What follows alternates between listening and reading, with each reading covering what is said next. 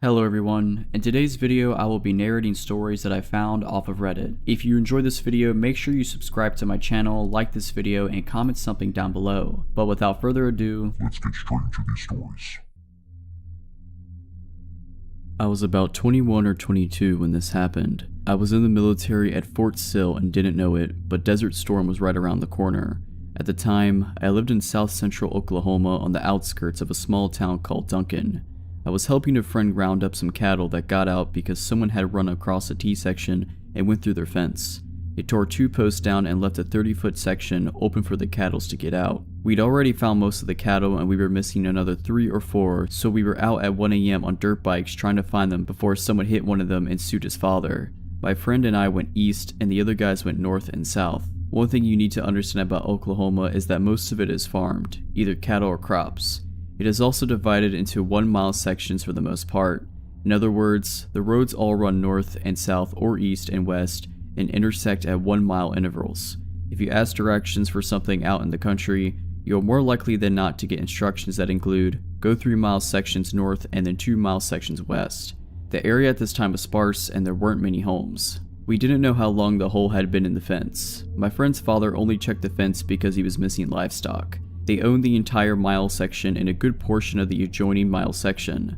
The hole in the fence was on the east side of their land at the furthest distance from their house. They checked the fence for such holes on a weekly basis, so the hole could not have been more than 2 days old. James and I were riding on these old dusty dirt roads with battery-powered spotlights to both show the way and to search for cattle. We'd stop at any of the million small wooden bridges and look to see if there were any cows down by the water. Our plan was to go out 10 miles and then go over a mile section and drive back 10 miles until we'd gone a total of 10 miles out and 10 miles over. Then we would do it all over again, but on the north and south roads instead of the east and west roads. If you were to plot it a map, it would be a 10 by 10 grid. We had been at it since before 9 PM, just as it was getting dark and we'd already gone 10 miles out and about 3 miles over. I need to mention at this point that there are some mile sections that are not divided by roads and you have to turn one way or another at a T intersection. If that happens, we always took the road that went in our general direction of travel.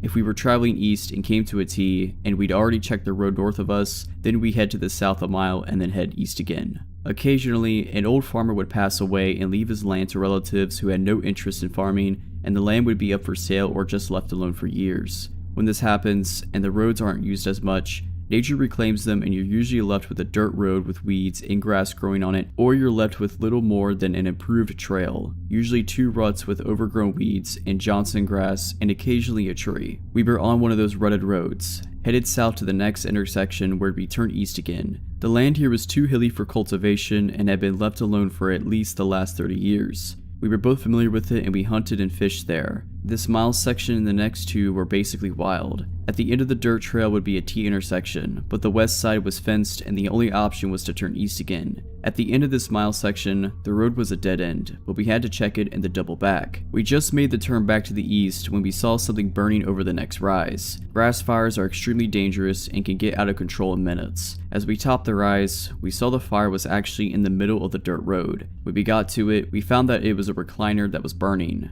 a blue Lazy Boy recliner. We stopped and threw some dirt on it and finally got it extinguished. James and I were wondering what kind of an idiot would do this and how strange it was to be in the middle of the road just burning. Satisfied that the fire was out, we got back on our bikes and idled past the recliner toward the end of the mile section, still a quarter of a mile in the distance. We found one of their cows at the bottom of the rise, about 100 feet down the road. It was laying in and half out of the road. Its throat had been cut and it was laying there with its eyes open and tongue hanging out. There was blood everywhere. As we were looking at it and trying to figure out what happened, James said, "Hey, look at this."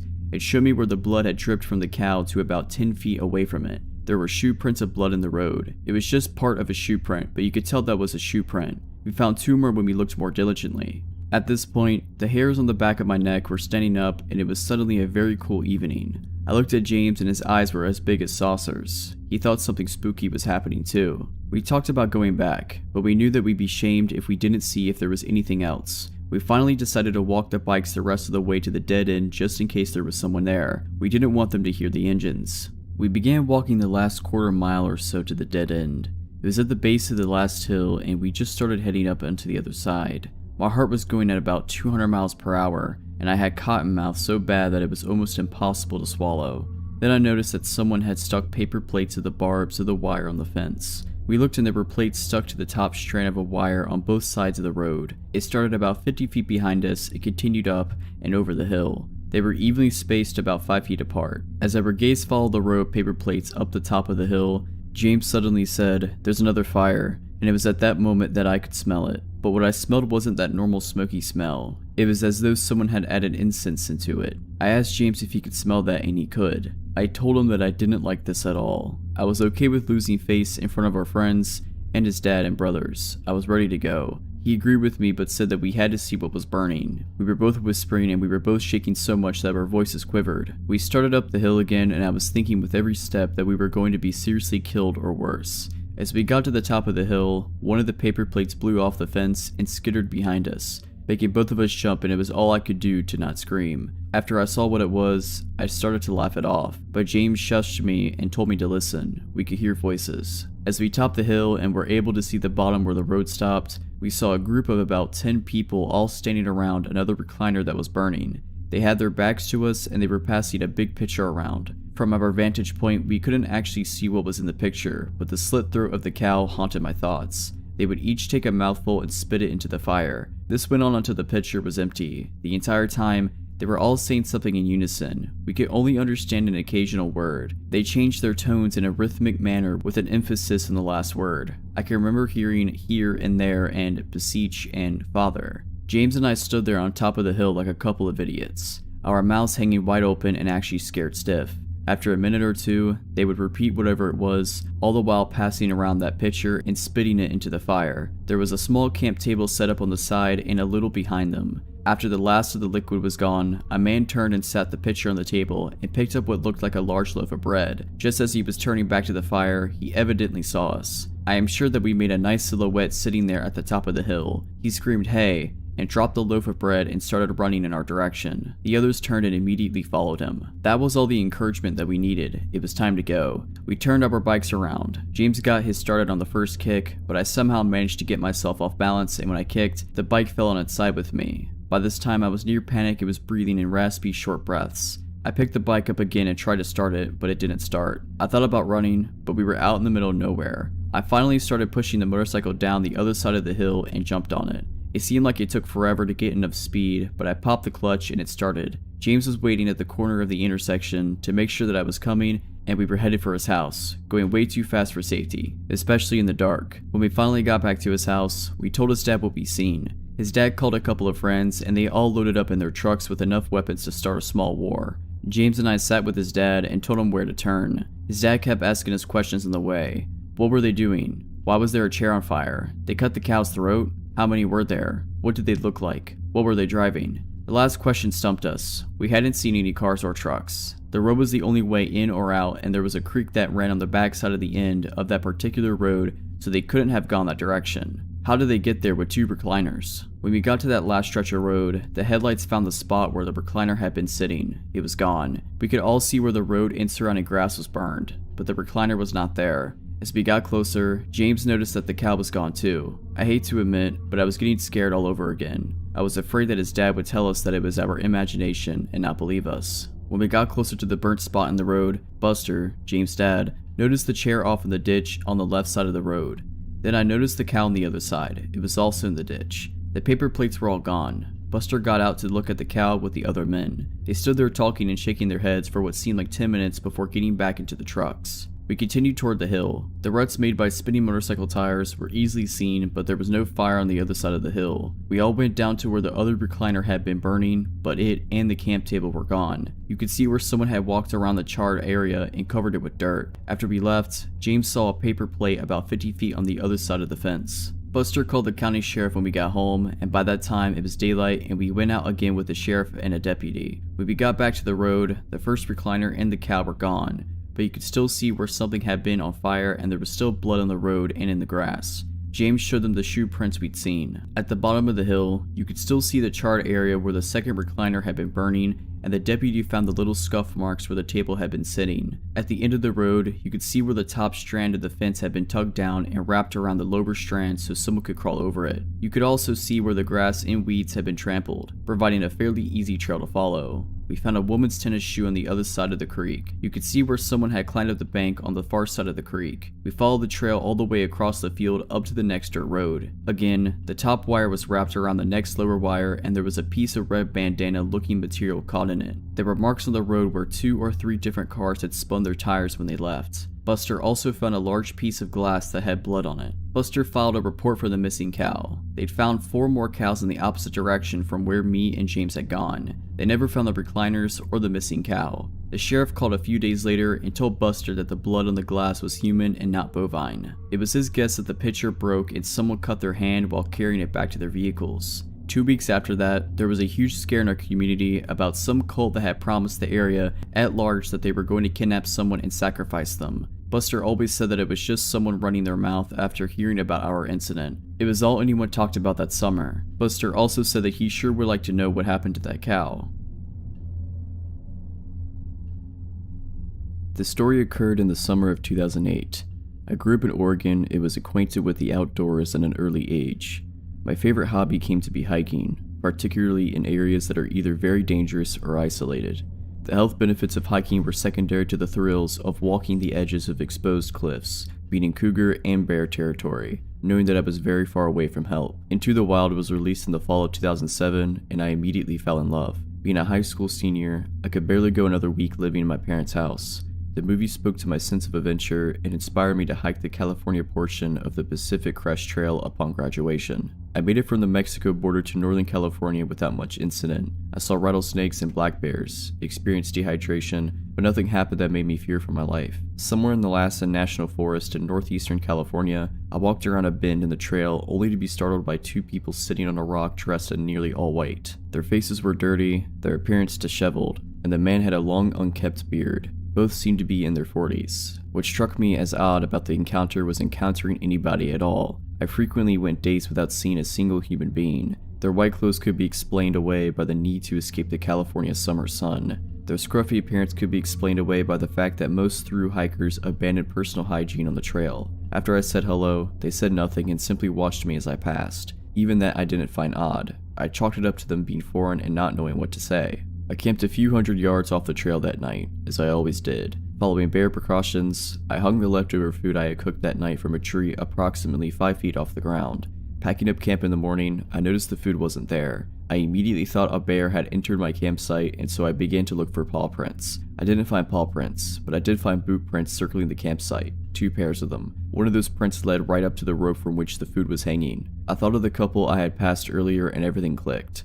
I quickly packed up and left. My mind was racing the entire day, but I figured the couple was simply hungry. If they had nefarious intentions, they would have come for more than food. Several days passed and my mind was at ease again. I had begun to circle my campsite with sticks to wake me in the event of an intruder, animal or otherwise. I awoke in my tent one night to the sound of those sticks crunching. I grabbed my hunting knife. I tried to relax by telling myself that in the middle of nowhere, the source of that noise is much more likely an animal than a person. Then I heard frantic whispering. It was impossible to tell which direction the voices were coming from. Being in the dark, surrounded by trees, 100 miles from the nearest city plays tricks on your senses. I debated yelling out claiming to have a gun, but instead decided to be silent and retain the benefit of surprise. I heard footsteps circling my tent and was ready to slash at whatever opened it. But just like that, it was over. No more footsteps, no more whispering. I lied frozen awake in my tent until sunrise and opened my tent to find nobody there. The only evidence something had actually happened were the boot prints, the same as before. Several more days passed and I was now in Shasta National Forest, probably 50 to 70 miles from where I first encountered the couple. The trail became more or less a goat trail, being on the side of a mountain and above the tree line. I could see the trail winding for miles in front of me and behind me. I stopped for water in the rare shade and noticed 2 hikers miles behind me. All I could see were 2 white dots moving along the mountainside. I immediately said out loud, "Screw this trip is over." I pulled out my map and looked for the nearest town, which appeared to be Castella, located off I-5. The only problem was that it was 25 miles away. I hiked well into the night trying to gain as much ground as possible. I kept losing the trail and decided to set up camp, this time far off the trail and into the forest. I got in my tent and tried to sleep, but every little noise kept me awake. After a few hours in my tent, I heard the telltale signs of another bad night. The footsteps, the whispering, the sticks breaking. Sounds travel far in the absence of other sound. I knew they were close, but wasn't sure how close. All I could think was, this is screwed up. This is so screwed up. Finally, a flashlight hits my tent. lights up the entire thing, and goes dark. I unzipped my tent and climbed out carrying my knife, yelling nonsense into the dark. Then I heard footsteps running towards the tent and barely made out a figure moving in my peripheral vision. I turned and ran deep into the forest. I tripped several times and ran into several trees. After running for approximately 5 minutes, I tripped, rolled, and came to rest next to a downed tree. I got under the tree trunk and laid still. I saw the flashlight moving around in the distance. I laid under that tree for hours. I was certain they were gone, but I didn't move. Eventually, birds started chirping and I knew sunrise would come soon. Once it did, I made my way back to the trail, abandoned my campsite, and walked the rest of the distance to Castella, where the Pacific Crest Trail crosses I-5. I hitchhiked my way to the town of Mount Shasta and spoke with the police and Forest Service. They put me in a motel for the night, and my parents drove from Oregon to pick me up the next day. I followed up with the police and Forest Service months later, who told me there had been similar reports of items disappearing from campsites throughout the surrounding national forest. However, there have been no other reports of the terrorizing that I experienced. As far as I know, nothing ever came of the couple. This happened in the fall of 1993, when I was 20 years old. In the interest of context, this was before I started college, and I was working in the material prep department of a plastics factory on the night shift. I was the only woman in the department, and my male coworkers were initially skeptical that I could handle the job, but I proved myself and earned their respect. It was hard work, but on the plus side, it also put me in the best shape of my life. I had just gotten off work, and it was about 1:30 a.m. My car was running on fumes, so I stopped at a local gas station to fill up. While I was pumping gas, a woman about my age approached me looking nervous and scared. She said that she had been at her boyfriend's house and they had a fight. She'd walk up to the gas station to use the payphone and call her to pick her up. On her way to the station, our car pulled up as she was walking and the guys inside started catcalling and harassing her. With a slight movement of her head, she indicated a car that was parked off to the side by the gas station dumpsters. I saw a large light green car, like a Caddy or a Lincoln, with at least 2 or 3 shadowy figures inside. She said they threatened her and she was too scared to call her friend and wait. The woman was neat, well dressed, and didn't seem high or drunk or anything like that. She just seemed really nervous and freaked out, so I didn't even hesitate. I finished pumping my gas and told her to hop in the car, then I'd take her home. At that time on a weeknight, there was little traffic, so I booked it right out of the gas station and asked her where she lived. She kept twisting around in the seat to see if the car was behind us, and when I asked her to put her seatbelt on, she ignored me and kept looking for the car. I assumed she was just scared. A few blocks down the road, however, I noticed she was looking around the car, and she started asking me about the money. "Where's your purse? Where's your bag? I need money. You need to give me some money." My stomach sank. I have this woman in my car and now she's gonna rob me. But when I thought about it, robbery just didn't make much sense. I was driving a 1985 Chevette and was wearing my work clothes, a ratty t-shirt and jeans with combat boots. I did not look like a person with a lot of cash, primarily because I wasn't a person with a lot of cash.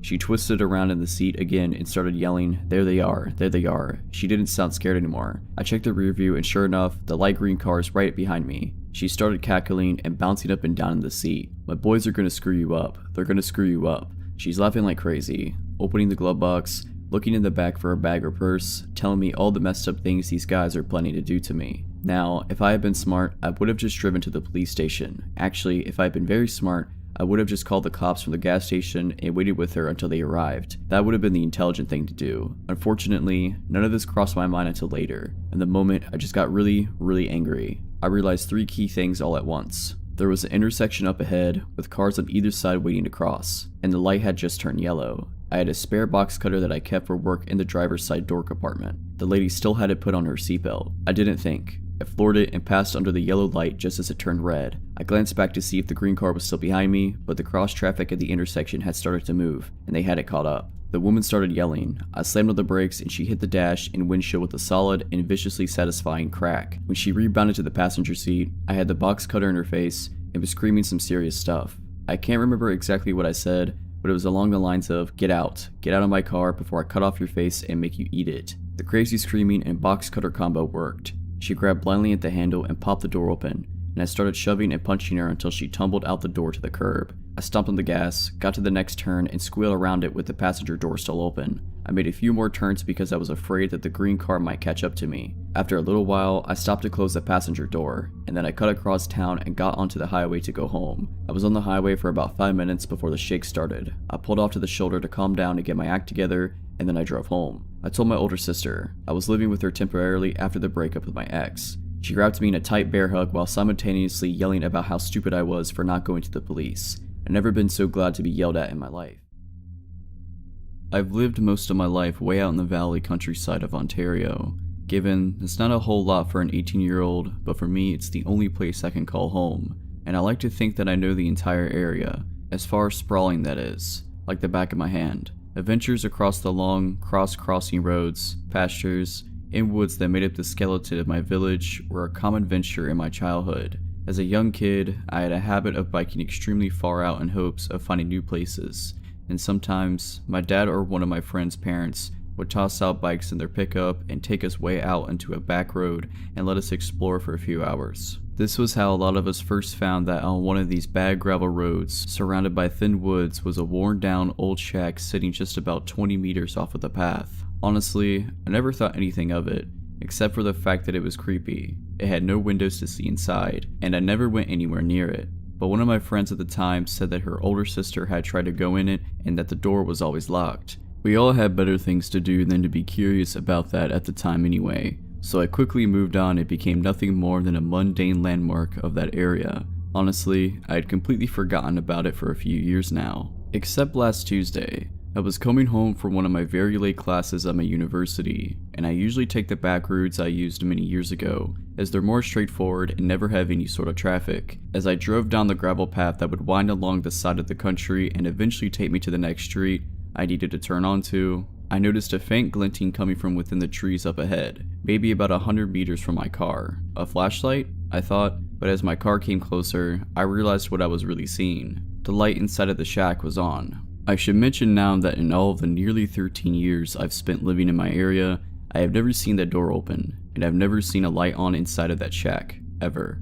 Not even once. I must have driven past that shack probably almost 100 times in my life, but this was the first time I'd ever seen any sign of a person's presence having been anywhere near that thing. That, coupled with the fact that it was 10 o'clock at night and pitch black outside aside from my own headlights, and the faint glow lighting up the door frame up ahead, immediately filled me with what I can only describe as a weird sense of dread. Fortunately, while my car approached the light, I was curious enough that despite the feeling in my stomach, I slowed down as I was about to pass, hoping that I could see what was going on inside, and this is probably the only reason I managed to spot the dark shape that burst out of the foliage on the side of the road, directly into my path. I wasn't going very fast at that point, but I still pounded the brakes rather hard in alarm, so my car came to a crunching stop on the gravel. For a moment, I was just really confused and freaked out.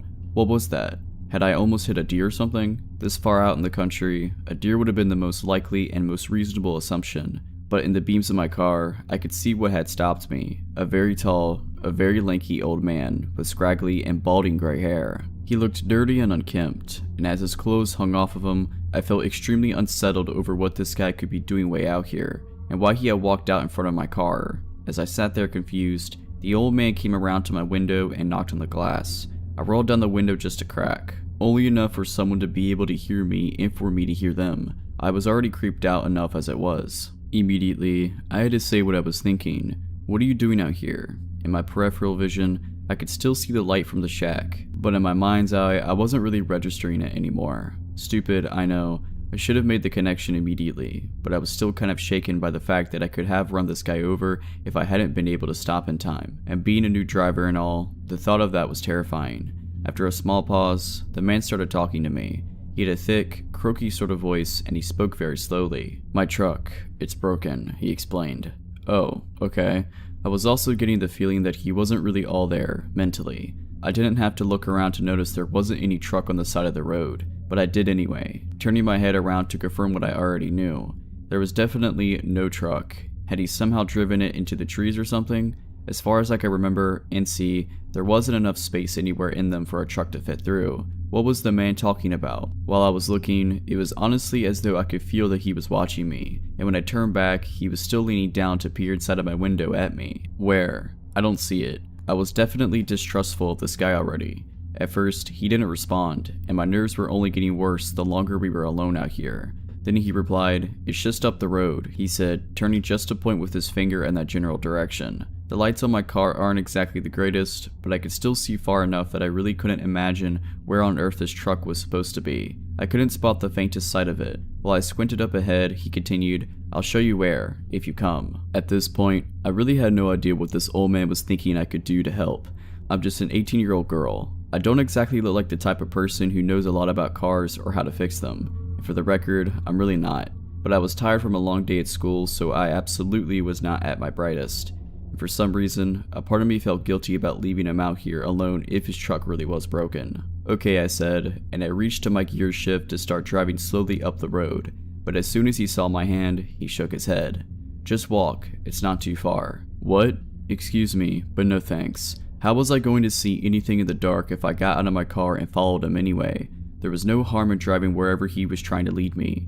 The more I talked to the guy, the more unnerved I was getting, and the more red flags were starting to pop up in my mind. I couldn't see a car anywhere, and this total stranger wanted me to get out of mine and follow him into the dark on this creepy road in the middle of nowhere. No, I'd rather drive to it, I responded. I could see his brow furrow, and he looked kind of agitated. He insisted, your car won't fit in the trees anyway. So, did his truck crash then? Why the trees, if we were going up the road? I remembered what I'd just been thinking a minute earlier about there not being enough space, and I asked him, then how did yours get in the trees? The only logical explanation would have been that his truck had swerved off the road, but even if that were the case, there was seriously nothing at all that I could have done to help him fix his car or get it back out again. The entire situation was beginning to make me very scared. There was a lengthy enough pause between my question and him speaking up that I was beginning to think that he didn't hear me or something. So I asked again, still no immediate answer. When he finally did reply, he was staring at me directly in the eyes. You really don't look old enough to drive.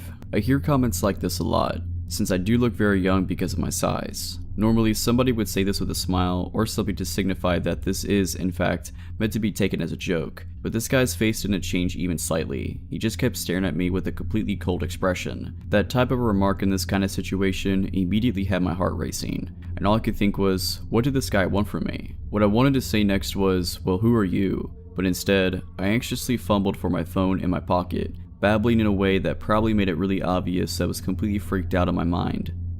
Okay, I could just call someone to come help you out. There's not really anything I can do. As I said that, it occurred to me to wonder, did this old guy not have a cell phone of his own? I know not every older person has one, even if they're becoming much more common, but seriously. And then I also remembered, with a sudden streak of massive fear, the shack with the light on. I could still see the light coming from it just up ahead in the trees. My dumb brain finally put two and two together. The old man hadn't even mentioned it at all. It was like it wasn't even there to him, and there was definitely no one out there that could have turned the light on but the guy who was just standing outside my car right now. What was he doing out here in the shack then, which had been locked for all these years by someone I never knew? There was definitely no truck around here. He wanted me out of my car for a whole nother reason. I think maybe the old man must have seen on my face that I was scared out of my wits and about to book it out of there. Instead of any words, without warning, his face contorted with rage, and he swung his fist, pounding against it my window with enough strength to make it shudder. His eyes were wide and he looked furious and completely insane. Even though I was panicking more than I ever had in my life, and I was sure he was about to smash the window in if he tried again, I screamed, threw my phone onto the floor, switched gears, and slammed my foot down on the gas pedal. I hurtled down the road, and when I glanced into my rearview mirror, I saw his dark shape turn from standing in the road, and I watched as he turned, and he walked off the road, directly back towards the light of the shack. I didn't slow down at all until I was nearly home, and absolutely sure that there was no way that he could have followed me. When I got home that night, I spent a long time crying about what had happened with my mom. And though I don't think she believed all of what I told her, we don't have the greatest relationship, she called up everyone she knew to ask if anyone knew the old man, or if they knew who owned that shack. In a town like ours, just about everyone knows each other, but no one had any clue who he was. One of our family friends even swore that he was sure it's been abandoned for at least 4 years now. And since most people don't usually take that road, no one said that they've ever seen a light on or the door open but me. I've been taking a different route home from school since, and I really don't think I ever want to head back down that road. Creepy guy in the shack, please, let's not meet again. This happened when I was in college. I lived in Isla Vista, the student community at UCSB, notorious for being a party school. It fully lived up to its reputation. I liked to party, but wow, these people were off the wall. As such, there were a lot of people who put themselves in dangerous situations, drinking to excess, not being careful, not locking doors, etc. It had a very isolated and insular vibe, and anyone who was hanging around who wasn't college-aged immediately looked out of place and strange. One night after having a few drinks, I came home to my small house where I lived with 2 other girls, probably around 2:30 a.m. We were all serious students. I was probably the least serious actually, and we partied, and it was not your typical UCSB mega rager, more like a small get-together with friends. We would often have a few people spend the night, sleep in our furniture, or in our beds as this case may be. That night, my roommates had a few people over who I didn't know, and I saw when I returned home that one of them had opted to sleep on the couch from the shadow that I saw there. I didn't turn the light on so I wouldn't wake anyone up, but as I was passing the couch to enter my bedroom, I noticed that the figure was lying very stiff. He just had this weird energy to him. He was lying down, but it was like he was putting all of his energy into lying as still and rigid as possible. I paused, and the guy quickly jerked his head to face me, without moving his limbs. So quickly that it startled me. I could see his wide open eyes glinting in the dark. Figuring that I'd startled him, or that he was drunk, or maybe on some kind of stimulant and unable to sleep, I just hurried past into my bedroom and locked the door. The dude made me so nervous, and I wasn't taking any chances. I fell asleep. At 4:30 a.m., I woke up. There was a strange sound at the door, almost like somebody was drumming their fingers against the wood very quietly. I lay still and listened. There were more quiet sounds like someone scratching the door with their fingers, which got louder and louder until it was clear that he was using both hands and scratching as fast and as hard as possible. It created an extremely loud and intimidating sound that filled me with fear. I got my cell phone and texted my roommate because I was afraid to make a sound. "Your friend is freaking me out. Is he coked out? Can you talk to him? He's banging and scratching on my door." She didn't text me back, probably because she was asleep. I texted my other roommate to the same effect, covering all of my bases. Keep in mind that the scratching has been going on at this point for a couple minutes. I have no idea how he could have sustained it. Scratching a wooden door with your fingernails can't feel good. He also grabbed at the knob and jiggled it super forcefully. Because neither of them answered, I decided to call and really wake them up, though I was scared to make a sound. I know it sounds stupid, but there was something seriously horrifying about being teased like this through the door. I knew that he was trying to terrify me. I felt like a little kid, but I could tell this guy was screwed up or something, and maybe the police needed to be called, and I wanted to loop my roommates in since it was one of their friends. The scratching stopped abruptly, and I called my roommate, who answered sleepily. "Yo, your friend is messed up. Can you please deal with it? Do we need to call the cops? He's seriously scaring me and he was scratching at my bedroom door. He's really weird." She didn't say anything for several seconds, and when she did speak, her voice had no sleepiness in it at all. "What friend?" she said. "That guy that was sleeping on the couch," I said. She was quiet again. "We didn't have any guys over," she said. "Call the police." My adrenaline surged and I told her to please lock the bedroom door as quickly as possible. I realized that I hadn't heard scratching in a while, and I had no clue where the dude had gone. Suddenly, I heard a loud banging in the other end of the house, where my roommates, Lauren and Monica, shared a bedroom. The bangs were followed by the sound of them screaming in fear. I quickly dialed the police as this maniac proceeded to bang against the, luckily, locked bedroom door of my two roommates as they screamed. The heaviness of the blows left no doubt that he was trying to break the door down. I told the 911 operator the situation and she dispatched 2 squad cars. The police in Isla Vista are generally used to peeling drunks off the sidewalk and breaking up brawls. This was really serious and strange, and I think the dispatcher got the sense from my tone how terrified I was. She stayed on the phone with me. At one point the banging stopped and everything was quiet for a while. I talked with the dispatcher and suddenly looked down to see that this guy had slipped his fingers through the 1-inch gap between my door and the floor was just kind of waggling them around, making this weird growling sound. I screamed and backed away, which is my biggest regret about this situation,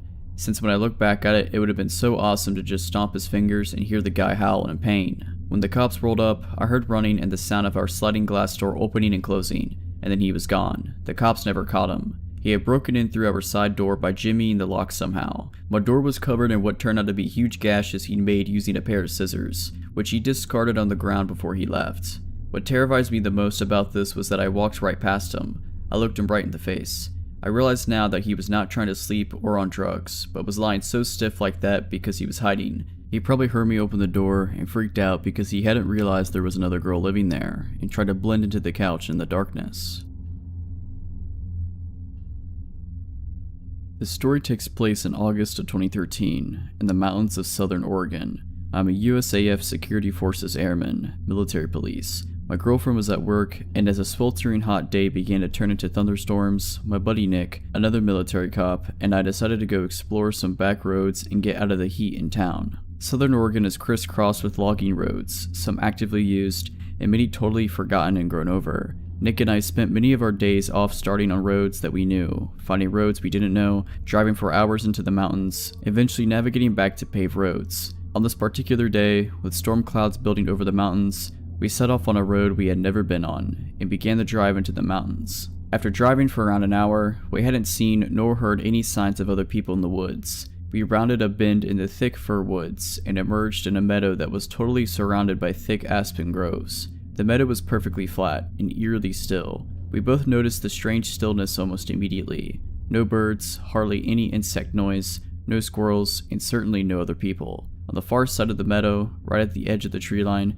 there was a picnic table. The table was very odd, however. It was painted a bright orange. It was much larger than a typical picnic table in a park. Remarking on this, Nick drove through the meadow to get a closer look. I remember being apprehensive as we approached. The whole scenario was exceptionally strange. The overall silence of the aspen grove was unsettling. Also, it was nearly impossible to see far into the trees as aspens grow extremely close together. When we parked by the table, I hopped out of the passenger seat of the truck to check it out. I'm not very tall, only about 5'5". Regardless, the table was ridiculously oversized and practically unusable. The seats were nearly at chest level, meaning I would not have to climb up to even sit on them. As I was looking at the table, Nick called me over to the truck, and I noticed he was looking back into the aspens. At first, I couldn't see what he was looking at, but then I noticed a splash of color that was completely out of place in the thick trees. A small one-man tent was set back in the trees, about 50 feet from the strange table. I had an initial feeling of dread, and felt certain that there was someone in the tent, and if we could see the tent, they could see us. There were no campgrounds in this area, no people, no main roads for miles. Surely someone camping so remotely would be, at the very least, a strange person. However, as we observed the tent, we didn't see any movement or hear any sounds coming from it. Nick suggested I call out. I didn't want to, but I did. "Hey, anyone in there?" I yelled. No reply. Feeling completely on edge, Nick and I thought about driving away and leaving this strange area, but we began to fear the worst. What if there was a body in the tent? What if somebody had gotten kidnapped? Foolish, I know, but we thought it, all the same. After some debate, we decided to have Nick turn the truck around to drive away from the camp, should we need to leave in a hurry. He would be waiting behind the wheel. With my heart pounding, I started walking through the trees towards the tent. I was totally keyed up with my senses on full alert. When I reached the campsite, several things struck me as odd. Backpacks were scattered all over. No fire had been built, no wood collected. The tent was literally full of backpacks and women's clothing. Full of dread, I turned to leave and tell Nick what I had seen. As I left, I heard Nick start yelling, "Let's go, let's get out of here." Not knowing why he was yelling, I ran back to the truck. When I broke out of the trees, I saw a beat-up old Ford Taurus on the road, blocking us from leaving the meadow. I immediately leapt into the passenger seat and Nick floored the gas pedal. The car was occupied by 2 men. A third person was laying against the window in the back. As we drove across the meadow, the driver attempted to block us from the road, but Nick drove around them and accelerated the way we had come from. I looked back and saw the car attempting to turn around on the narrow road. Nick drove like a madman, and though I was honestly terrified that they would catch up, we hit the highway without seeing the car again. I called the state police, and they promised to send a trooper out to check out the scene. However, I received a call the next day from a trooper stating that the campsite, the backpacks, and the women's clothing were all gone, though he could tell people had been in the area. The strange table was still by the thick aspen grove. I have not returned to the area and do not intend to. Okay, so I've had a few issues with my next door neighbors since I moved in, but nothing creepy until just recently. There is a man, a woman, and at least one boy living there, and I mostly just avoid them. The man seems okay but a bit weird, and the boy just keeps to himself, and the woman is quite a bit off. Not long after we moved in, she left a note in my mailbox. Our mailboxes are right beside each other, between our houses. Anyway, I stood at the mailbox reading the note. She thought that my dog was using the bathroom in her yard. It was possible, as our fence had some holes in it, that our dog had gotten out then, but those holes had been fixed a long time ago. Still, no big deal, except I noticed her standing in her driveway, just staring at me, and the note was very long. I just kept reading it. The more I read it, the crazier it got, and the weirder her behavior in my peripheral vision became. Apparently I was entitled. She seemed to think I was somehow instructing my dog to use the bathroom in their yard. Her note went on a tangent about how awful dogs are. She was also 100% convinced it was my dog, even though there are always tons of loose dogs, cats, and wildlife wandering around and no doubt traveling through her unfenced backyard. In my peripheral vision, she got into her SUV, backed out of her driveway, then parked it along the street directly behind me and just idled there, staring. The note then went on a weird, long tirade about the previous family to live in my house, saying I was Anthrodeb, as if I'd have any idea at all what that is even supposed to mean, then concluded in some odd insults and some implied not quite threats. This is the closest thing we ever had to a conversation at this point. I can understand not wanting a dog using the bathroom in her yard, but this was a bit of an extreme reaction, as this was literally the first time I'd even heard of there being a problem. A simple note would have done, but this note was insane. She was still staring behind me. I decided to try to ignore her and just go to my house. That's when she shouted out her window, "Are you playing a game?"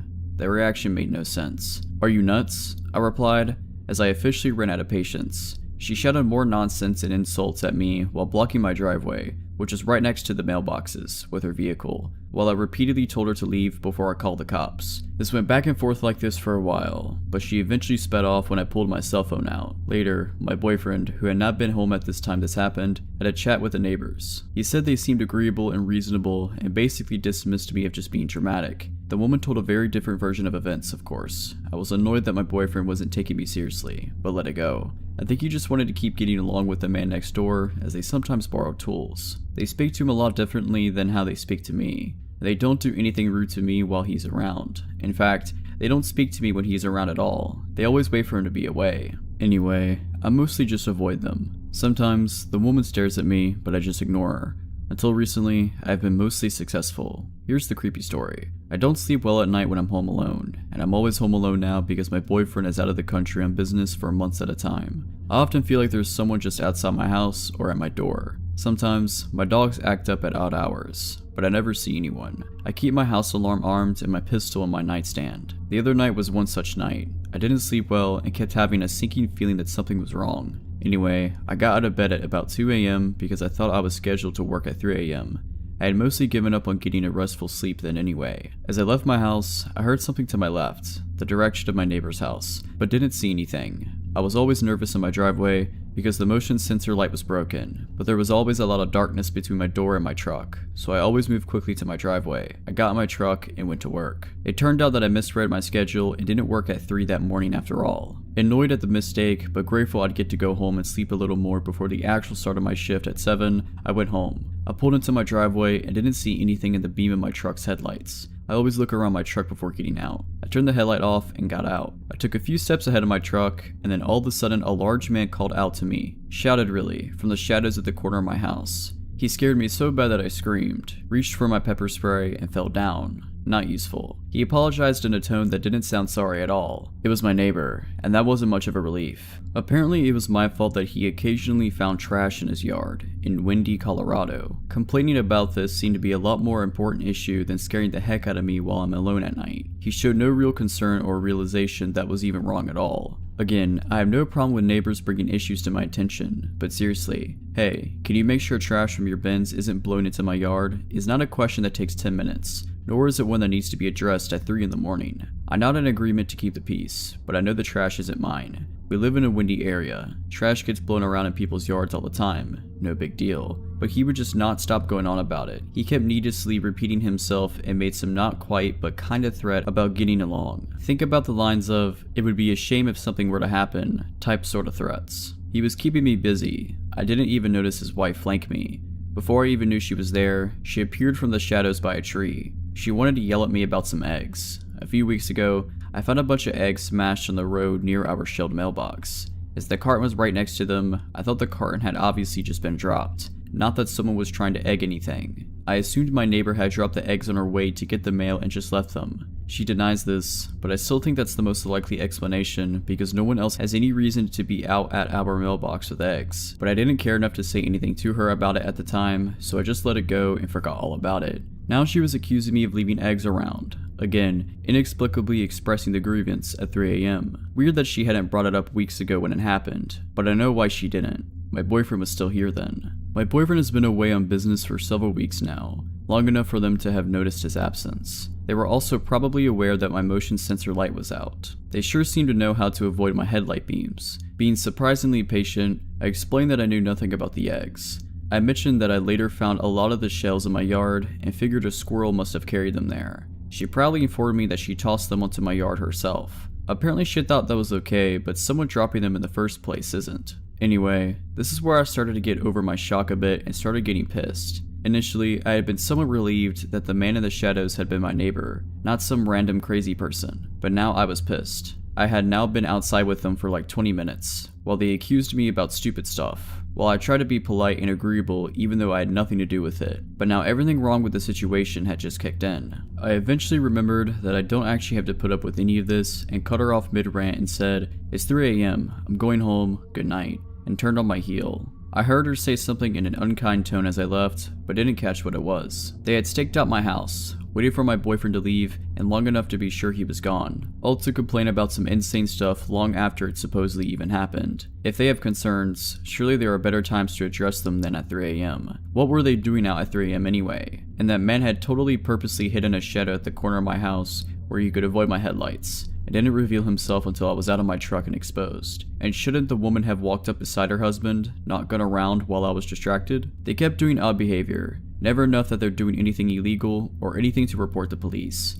But none of this is normal behavior. Honestly, I think these complaints are just excuses and they're really just taking the opportunity to intimidate me. I think they're messing with me on purpose. Then again, I could be wrong. Either way, I will be installing a motion light soon. I was so shaken up and had my adrenaline so high from someone scaring me from a blind spot by my house. Because seriously, that could have been someone else and a whole lot worse.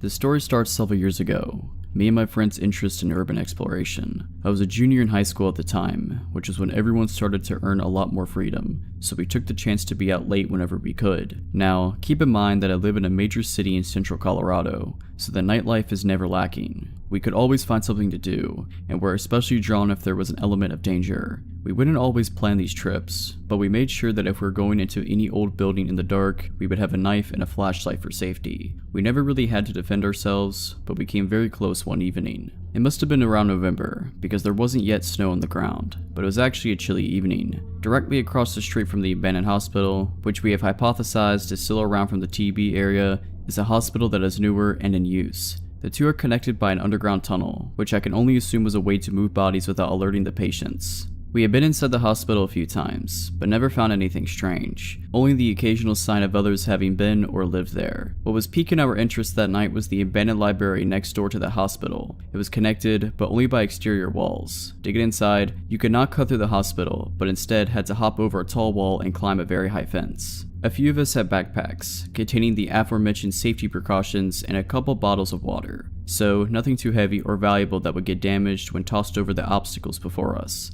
A little ways off the road, it was dark if you clung to the buildings. We did for a while before stepping behind a small patch of shrubbery, which we determined was an easy way over the first wall since the other way around to gain access was by a chained, unclimbable gate at the bottom of a set of stairs facing away from the ledge. Both were parallel with the library, so when tucked back in that corner behind the bushes, no one could see us from the street. I don't believe I went first, but I did not remain behind to be last over that wall. It was too high up for me to jump and haul myself over, so I resorted to stepping on a pipe jutting out somewhere lower along the wall. It gave me a bit of a needed boost, and soon I was up and over, moving into the library's courtyard. Another girl and I waited for our 2 other girlfriends to join us. Upon an initial glance over at the courtyard, there was no obvious way in. To our right was a dilapidated fountain, which I took joy in imagining springing forward a spray of water from its detailed stonework in the brighter summer months. People laughing and talking with the surrounding trees bringing them shade. Now, however, it had been in long disuse, and the earth at our feet was cold and hard. There were no signs of another soul for years, save the 15 chain link fence directly in front of us separating the courtyard in half. I could tell it hadn't seen the same weather as the rest of the courtyard, because the metal showed no signs of rust. That must be our way in, we agreed,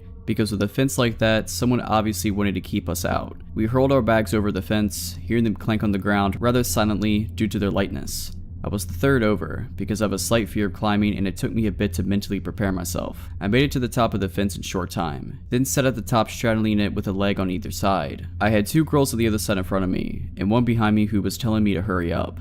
I spent a good couple minutes up there doing another mental preparation and some deep breathing, then climbed down to wait for the last girl. At the time, I was thinking that had been one of the scariest things I've done in a while, because I tend to avoid climbing at all costs. Of course, this is an irrational fear, as I have never fallen, but that phobic fear didn't even compare to what happened next. The last girl's feet hit the ground and all 4 of us split up into the smaller half of the courtyard, looking for any kind of entrance. We decided that breaking a window would be too loud and draw unwanted attention, not to mention we could really get cut up, so that wasn't an option. Searching for a little longer, we didn't find anything that looked remotely plausible, until we found a grate near the base of where two walls met. I couldn't believe we hadn't noticed it before, and upon closer inspection, the grate was already moved slightly from its resting place, so it would be easy to lift the rest of the way. The smallest and least fearful of our group went first. After moving the grate, there was a small drop down. It was no more than 3 feet down and 2 feet wide, but inside there was another drop down where we could see into the library basement. She hopped down into the small, square landing,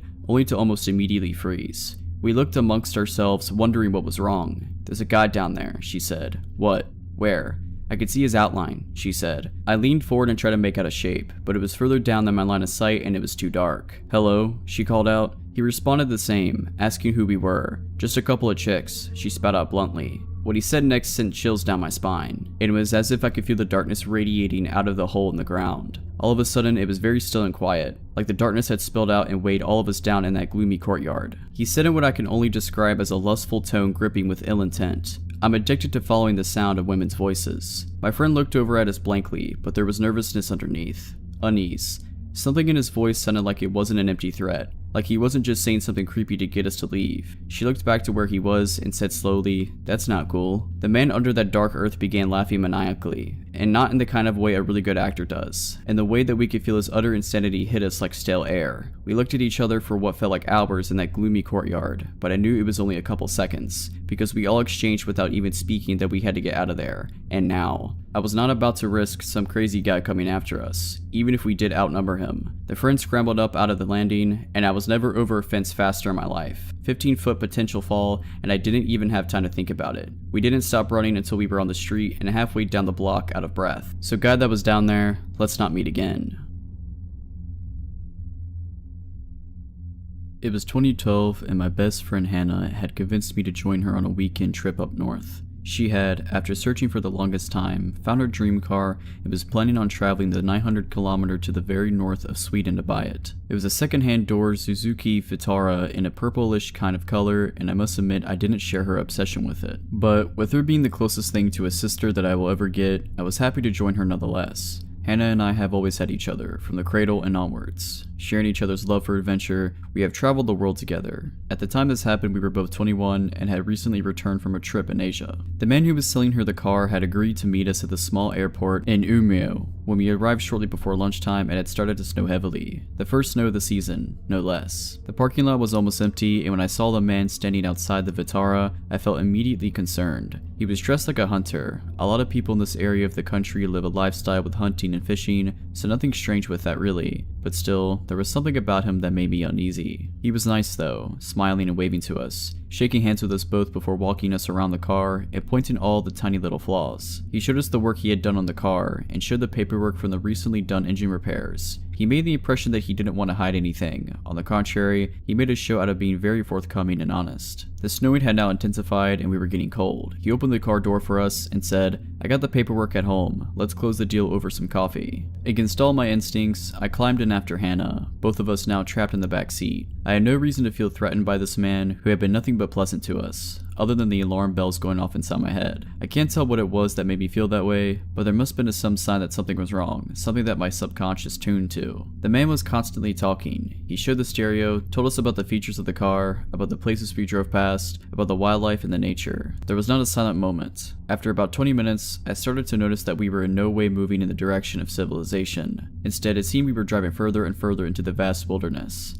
It struck me that he had us in the back of a two-door car, diving us into unknown territory, and no one knew where we were. I looked at Hannah, who was happily listening to the man telling stories about the area, and I noticed she didn't look at all worried. Maybe I was totally overreacting. We drove past a group of people standing by the side of the road, hunters planning their day or taking a break maybe. This truly is very different Sweden compared to the city. The car finally stopped outside a small wooden cottage with no neighboring houses, apart from a small cabin that we drove past a few hundred meters down the road, but it had looked empty. We followed the man inside. He was still talking non-stop and continued to do so until the moment the door closed behind us. Hannah kept asking things about the car, and I could sense that her voice had a new undertone now, a thin, sharp tenseness that made me wonder if she too had started to feel that something wasn't right. "I'll put the kettle on," he said, and as he passed us to go into the kitchen, he let his hand touch Hannah's hair and he smiled smugly. "May I use the bathroom?" I asked politely and made my way to the door with a little red heart on. I was washing my hands when I saw something in the stained bathroom mirror. Something was behind the water cistern. I pulled out a rolled up plastic folder, and as I turned the pages, I felt my blood run cold. It was very violent pictures that looked like had been cut out from magazines, and they were glued to the paper, surrounded by cut up pieces of handwritten text. Put it together made a horrifying story about how a woman was lured into a car with the promise of getting to buy the car cheaply, and then it quickly turned into a horror story. I know this will sound silly, but when we traveled together, Hannah and I had a code word for whenever we felt it was time to get out of a situation. We had never needed to use it, just joked about it, but now it came in handy. I walked out of the bathroom and looked at Hannah and said, "Potatoes. We forgot to buy potatoes. And that's too bad, because we really need some." The look on my face must have told her that the situation was no joke, and she said, "Oh, should we get some as soon as possible?" "The sooner the better," I replied. Hannah, always pretty and charming and capable of great acting, casually walked over to the man in the kitchen, tapped his shoulder and said, "Excuse me, but I was wondering if I can go have a quick look at the cam belt." He huffed something about it being in good shape and handed over the keys. We got into the car and speeded off faster than the weather strictly speaking allowed. We left the car at the airport and hoped we hadn't made a terrible mistake. What if he reported it stolen? It would be embarrassing to explain to the police. But nothing happened. He didn't follow us, didn't report it. We had to take the train since we had no plane tickets. The original plan had been to take the car home, and we didn't want to linger closer to the airport in case he came looking for us. Later, Hannah asked what made me use the code word, and I told her about what I had found. It might have just been a fantasy, a sick game, and maybe he would never done anything to us. But right then and there, I was convinced we would have died if we didn't get out. I'm glad Hannah didn't need any convincing or proof, just the code word. I truly think that if we hadn't talked about it so many times before, about how we would handle a situation where we need to get out fast, things would have ended differently. Both of us knew that either of us ever used the code word, it's time to get out, no questions asked, just move. If you're liking this video, all I ask is that you make sure to subscribe to my channel and like this video. Thank you. This happened to me 2 years ago. It was my first month on the job, and I worked night security at this pretty interesting place. I'm a 38-year-old male. I've worked security jobs most of my life and the graveyard shift. I was an event security guard for various well-known concert venues for years, so I've seen my fair share of strange things and crazy people. The place I currently work is a resort-style apartment complex. To get the layout, there are 3 floors of apartments with 50 units on each floor. This place takes up one city block with a golf course in the back, indoor swimming pools, hot tubs, and a small movie theater. You name it, this place has it. Most of the residents are retired doctors, lawyers, and otherwise rich. There are some younger people that live here as well, stockbrokers, and real estate agents and so on. Some just use their apartment in the summer and leave as soon as the snow falls. It is located in a well-known tourist town in the United States. The building itself has 12 exits on the first floor. The doors are locked at 11 p.m. You can exit, but you can't get back in unless you go to the front of the building and ask to be buzzed in or pick up the call box phone next to whatever exit you are at. It will ring the company's cell phone and I answer and can come let you in. The front lobby is set up much like a hotel, with sliding glass doors which I lock when I start my shift. In the middle of the building on first floor are 2 big slider doors which I also lock. They lead to the private parking lot. The parking lot itself is gated and you need a code to get in. This was midsummer, and while it's never really hot here, tonight was an exception. It was still very warm after the sun had set. I came in 10 minutes to 11 to start my shift. We have a routine to hand off the keys, event log, and phone to the next person on duty. Despite its size, I am the only security person here at night. A coworker who was leaving told me the side iron gates that led to the parking lot are open on one side because they are stuck. This is nothing new and they often do get jammed. She told me the repair people would be in tomorrow, sometime to fix them, but to do just some extra patrol out here tonight. This place sits across the road from a public park, and while the area is pretty decent, the park tends to bring in homeless at night who sometimes like to try and wander on the property or cause trouble. My night started out as uneventful. As a security guard in this place, we only have pepper spray, a large flashlight, keys, and a company cell phone to call 911 if need be. We are told not to confront with bodily harm, nor can we detain anyone. We are simply eyes and ears and to call the police if something comes up. Of course, you can defend yourself if you need to, but in all cases if you are in danger, call the police is the company policy. Basically, I am to walk the grounds and floors for anyone suspicious, watch the cameras in the security office which is in the lobby, and otherwise try to stay alert. If a resident calls for a maintenance request, I would take the information down in the computer for a day shift, or if a resident called with a security issue, I would attend to it. Pretty easy enough job, I thought. I locked the doors to the parking lot and the lobby doors. I did a sweep of all the floors and then found myself back at the desk. It was really quiet and it rolled around to 3 a.m. I had just sat down to eat my food when the company's cell phone rang. The caller ID let me know it was from one of our outside call box phones. I picked it up and said, "Thanks for calling, resort name here. "This is Security Officer James. How can I help you?" All I heard was someone breathing heavy. I glanced at the cameras and could see the shadow of a figure standing just out of reach from the door in camera view. All I could see is the open call box and the metal cord from the phone. I again asked, "How can I help?"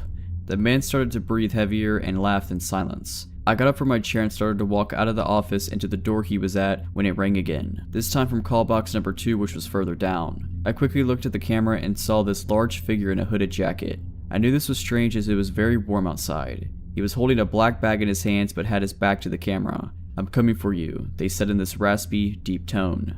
He hung up before I had the chance to say anything. Then the phone rang again. This time I picked up, and before he could speak, I let him know the cops are on their way and to leave the property now as he is on camera. He tried the doors and both were locked. This time he was at yet another call box. The guy had to be running at top speed to make it to the next and the next call box as they were a good distance between doors on the outside. "I can see you. The cops won't make it much of your time," they said. I spoke loud and pretended like I was talking to another security officer and asked him to send 3 other security guards to such and such location and that police are dispatched. The guy slammed the phone down loud against the call box receiver, and I watched him on camera take off into the darkness to the park area. I figured it scared him off. I was going to call the police, but honestly the location of this place, it would take them at least 15 minutes to get here, and I figured this guy was just some homeless guy from the park. I scanned the cameras and walked the back lot just to be sure no one was there. I had my pepper spray in my hands just in case, but no one was out there. I returned to my desk and wrote what happened in the incident log. But a half hour passed, I had finished my food and was just about to do rounds when the phone rang again. This time it was from an unknown number. I thought it would be a resident calling for a repair issue or something. I picked up and said my normal line, then I heard, "Where are the cops? I don't see them, but I see you," the voice said. It was that guy again. I scanned the cameras and did not see anything. I went to the front door to look out there. There was nothing but darkness and a few front floodlights on. "I know you're alone," he said. I basically told him to get screwed and hung up.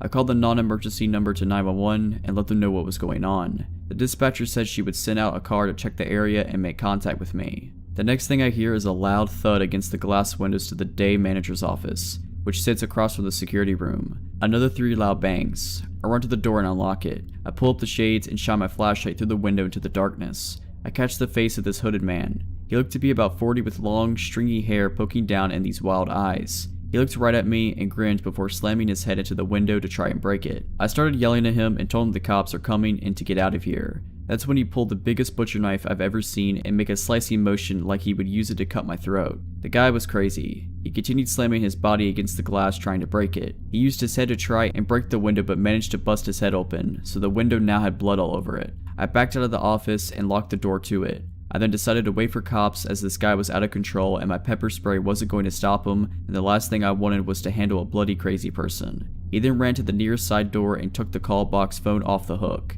He then ran to each call box and removed all the phones, which caused my company's cell phone to ring and jam up the line. This guy had to be on something because he ran as fast as I could imagine. I watched the camera and noticed to my horror, the sliding door to the garage was open. Now it was common for residents to go out to their cars and unlock the doors themselves. It's just a sliding lock like the kind in department stores, but this is the last thing I need with this guy running around. I sprinted across the building and took a shortcut through a couple banquet rooms to make it to the garage. As I was doing so, I saw that crazy guy running up the garage pathway. I slid that door as fast as I could and locked it before he got to the entryway. He then slammed his body into the glass, over and over, but the door did not move. I locked the second set of doors in case he got through the outside ones, he would at least be trapped or slow him down. I reached for my pepper spray, thinking maybe he would just leave and yell the cops are here. He started to laugh and howl and then held that knife up again before running to the darkness of the parking garages. I called the cops on my personal cell phone to let them know that the man has a knife. The dispatcher told me the cops will be there shortly and I let her know what happened. I made my way to the front again and locked myself in the security office. At least this place had no windows and I could watch on camera.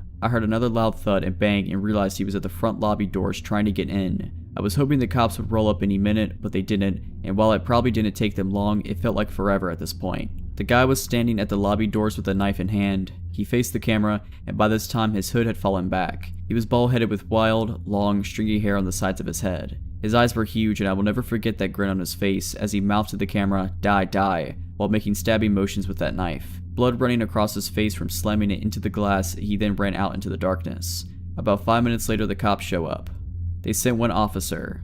He asked me what the guy looked like and I told him I have camera footage. He drove through the area first and shined a spotlight. The cop returned to tell me he couldn't find anyone and he had driven around the entire block and back area behind the golf course. I showed him the footage and printed out a picture from the camera. The cop said he didn't see any sign of the guy and that he would patrol the area and to call back if he came again. It was now nearly 5 a.m. when the cop left. I waited until 6 a.m. when it was daylight and the people were starting to get out and about before I walked around and hung up all the phones from the call boxes. This guy literally took all the 12 phones off the hook. When my manager came in during the morning shift at 8 a.m., I told her what happened, and she said that they would keep an eye out and have a meeting to let everyone know who worked here know and to be aware. They had an extra security guard on my shift for 2 weeks after, but the guy never returned. The cops never found the guy or who he was. So crazy bloody guy with a knife, let's not meet again.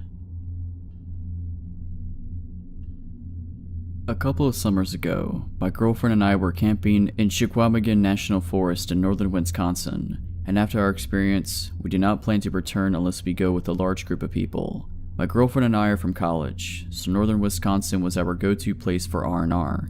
We've done a number of hiking trips in northern Wisconsin and in the UP, but never to this area. We are not backpacking experts, but we have been to a number of national parks and have been out hiking and exploring when we can find the time away from work. We love getting away from people and relaxing in nature, but this trip made us appreciate the presence of other people around us in unfamiliar places. Our plan was to hike a remote section of the North Country Trail. The North Country Trail is a national scenic trail, like the Appalachian Trail, but it gets much less use. In some parts of northern Wisconsin, the trail is very remote, and the only access is via logging roads. We plan to hike 15 miles along the trail to a backpack shelter, spend the night, and hike back to the car the following day. We spent the night at a friend's house in Wausau, and we set out early the next day to the trailhead. As we entered the national forest boundary, we were captivated by the beauty of the thick green forest.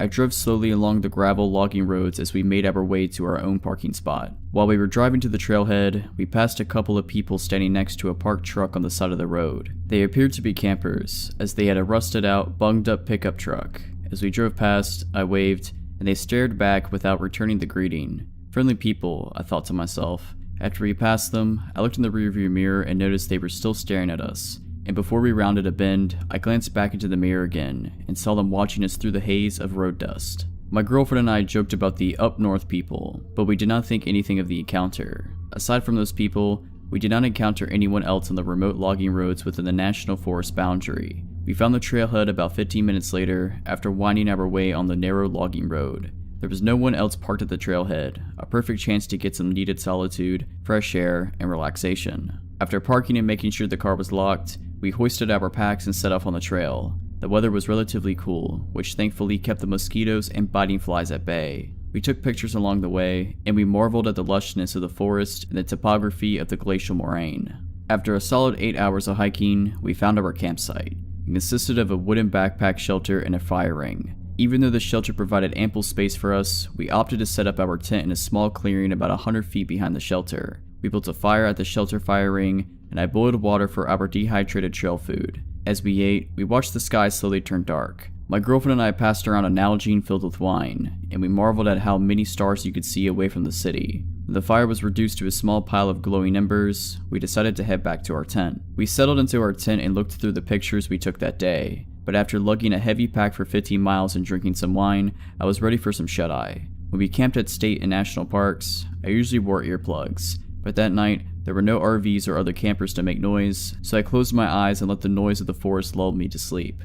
My girlfriend was very uneasy that night, but she normally had some apprehension whenever we were sleeping away from home. I'm not sure when we drifted to sleep, but we awoke to a bone-chilling noise. It was pitch dark outside, and over the insects in the forest, I heard a dull thud. It sounded like someone was hitting two logs together. My girlfriend and I were wide awake at this point, and we lay silently in our tent, hearing the noise again. Our old tent had mesh windows, but the backpacking tent we were using had no window. We could only guess at what was making the sound outside our tent. We initially thought that an animal had got our food and garbage bag, which we left in the shelter, but the noise was too distinct, and it did not sound like rustling through food wrappers or our camp equipment. Our hearts were pounding as we heard the persistent knock in the darkness. Unarmed and scared, we did not know what to do.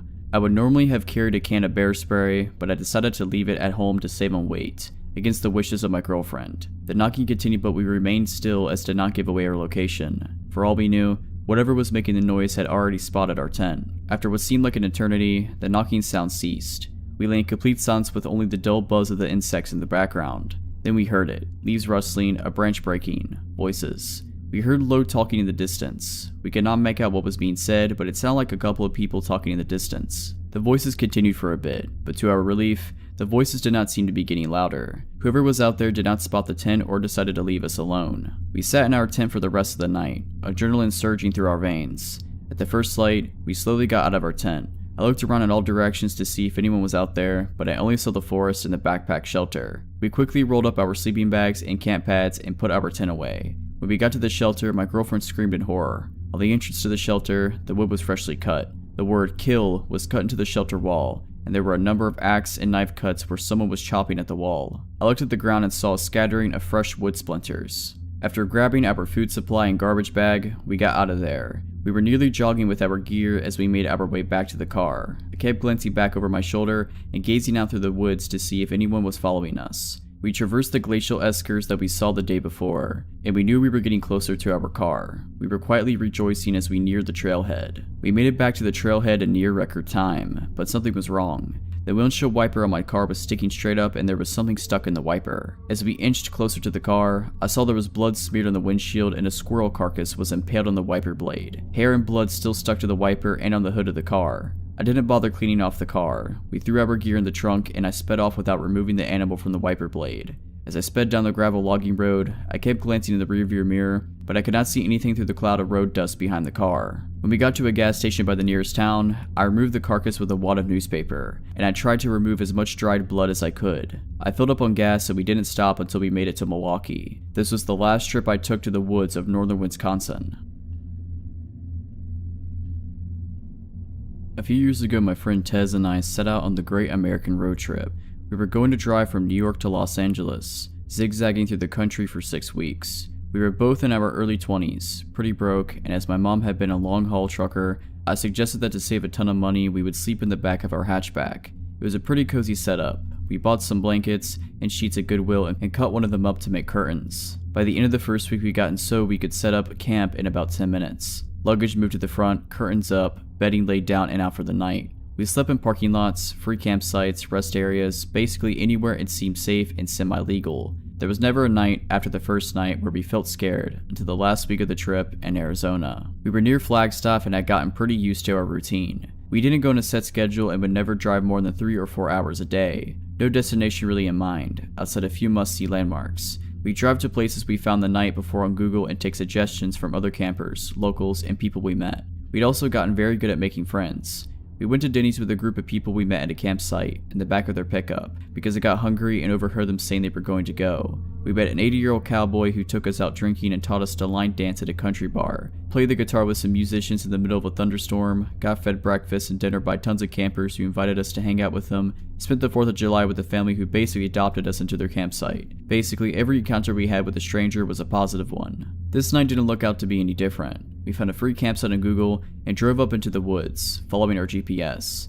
We were pretty far out of town and something seemed a little bit off when we pulled up to the campsite. There was one RV parked and 2 cars further up in the trees. We pulled up near the RV and a man opened the door. Tez waved hello and he just stared at her. His expression was completely blank. Then, as if she hadn't said anything, he just slowly closed the door again, staring at us the entire time. Figuring he just wanted some privacy and thought we'd be obnoxious, we pulled further down the road and found a flat spot to park the car. Instead of our usual routine of setting up camp immediately while it was still light out, we goofed around for a while, smoking and laughing and taking dumb photos of ourselves. Tez pointed out a campfire further down the campsite and we decided to go be friendly. We'd met some pretty cool people in the previous 5 weeks by just going up and offering beer or just chatting, so we wandered over. Near the campfire there were 2 men, the owners of the cars we'd seen earlier. They seemed friendly and we sat down to chat with them. They were drinking and smoking and we sat down and had a beer with them. One of the men seemed pretty off, and we came to find out that the 2 of them didn't actually know one another. The older man was definitely on some sort of drugs. He was spinning in circles and talking about UFOs. However, he seemed harmless. This left us chatting with the younger man, who claimed to be a former park ranger. He was handsome and easygoing, and we spent several hours just chatting up about our trip, families, everything. Then he started talking about the bear. He'd seen a bear earlier in the forest. Tez didn't believe him and he pulled out his camera to show her photos of the bear. It was very close to the campsite, and we both were a little freaked out. It wasn't unheard of us for one of us to go get up to the bathroom in the middle of the night, so the idea of a bear hanging around in the night spooked us. The ranger just laughed, and then his expression changed completely. It's hard to describe, but his voice seemed somehow cold. He said, "If you get out of your car in the middle of the night, it's not a bear you should be worried about." I kept waiting for the laugh, or for him to nudge Tez with his elbow. Jokes on the foreigner and the city girl, right? He never did. I laughed awkwardly and made a dumb joke about serial killers in the woods. My friend laughed as well and joked about Texas Chainsaw Massacre. We moved on to another subject, but within 5 minutes, the ranger had come back to it and was talking about how something grabbing us from our car in the middle of the night. No matter how we tried to steer the conversation away from serial killers, he kept latching back on. The older man was high as a kite at this point and was staring at the stars, not talking. We would just awkwardly laugh and sip our beer and try to get the conversation going somewhere else. Then the ranger stood up and walked towards the cooler to get another beer. At this point, it's pitch black out, and I can't see anything outside the circle of light from the campfire. The beer cooler was outside of that circle. Suddenly, there's a red dot in the darkness, and it took a moment for me to realize that it's a camera. The ranger is holding a camera. He had taken a photo of us. I could see the screen of the digital camera lit up. Now, it wasn't odd for people we met to ask to take pictures with us. It was an entirely strange thing to have this person taking a photo of us without asking or even indicating that that's what he was doing. We were both staring at him like deer in the headlights at this point, but instead of realizing what he was doing was a bit weird, he checks his camera, adjusts some things, and takes another photo, this time with the flash. No asking us to smile, no proposing a group photo, and no explanation. After this photo, he comes back to the fire and sits down, not a word said about the photo. At this point, me and Tez are mutually freaked out. We make some BS excuse that we need to go set up our campsite and nope the heck out. When we stand to leave, the UFO guy smiles and says to have a good night. Ranger, however, looks at us with a smile that doesn't reach his eyes and says, "Be careful out there. There's more than bears in the woods." Every hair on my body stood on end. I wasn't alone in my discomfort either, because Tez laughed a response out and pulled me away from the campfire towards our car. We rushed back to the car, which we only found in the dark by referencing the RV, and jump in the front seats. My friend Tez is all but hyperventilating. "Why did he take pictures of us?" I was shaking. I responded, "I read that serial killers sometimes warn their victims." She stared at me for a second and locked the car doors. "Do you think he just took victim photos of us?" We both freaked out. She's in a full panic and turns the headlights on in the car. I immediately yell at her to turn them off, because now he knows exactly where our car is. That is the only night we not set up camp. We didn't need to tear anything down, so we just put the car in drive and floored it out the campsite. As we got into the dirt road, Ranger was walking towards our car with that same cold expression. "Ranger, let's not ever meet again."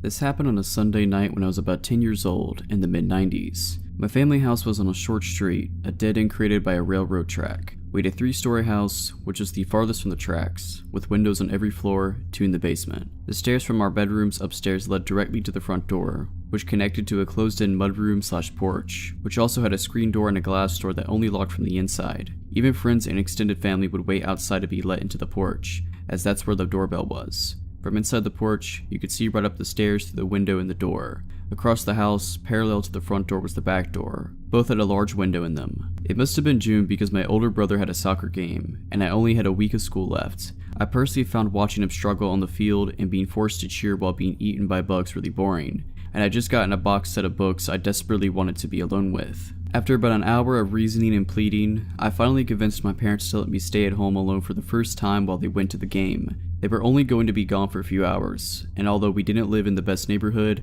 our neighbors were close family friends. I'd be fine. Mistake. Usually before a game we'd all go out and eat together, but since I was staying home, they ordered a pizza from down the street, my brother's favorite. I'd already been face deep in the first book for half an hour when the doorbell rang. Pizza.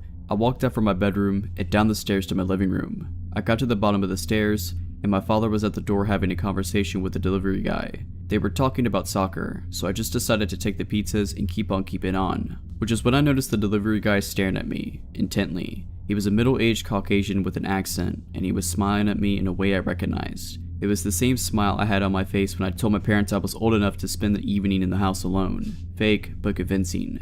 I walked past him through the living room to the kitchen and through the pizzas on the counter and shoved my face into my book. My father talked to him for a few more minutes about sports, and then closed the door. My family sat down to eat and chat while I forgot all about them, the food, and the delivery guy. Before they left, around 6:30 p.m., my parents wrote down all the emergency numbers, gave me instructions not to open the door, and headed out with my brother, and I waved them off, excited to finally have the house to myself, if only to read in silence. I locked the main door and headed up to my room to read. It was blissfully quiet, save for the sound of my dog's occasional barking in the backyard. I had just finished the first book, and immediately started on the next when the doorbell rang, and my dog lost it in the backyard. I was up in my bed immediately. I looked at my alarm clock for the first time since they left. It read 8 p.m.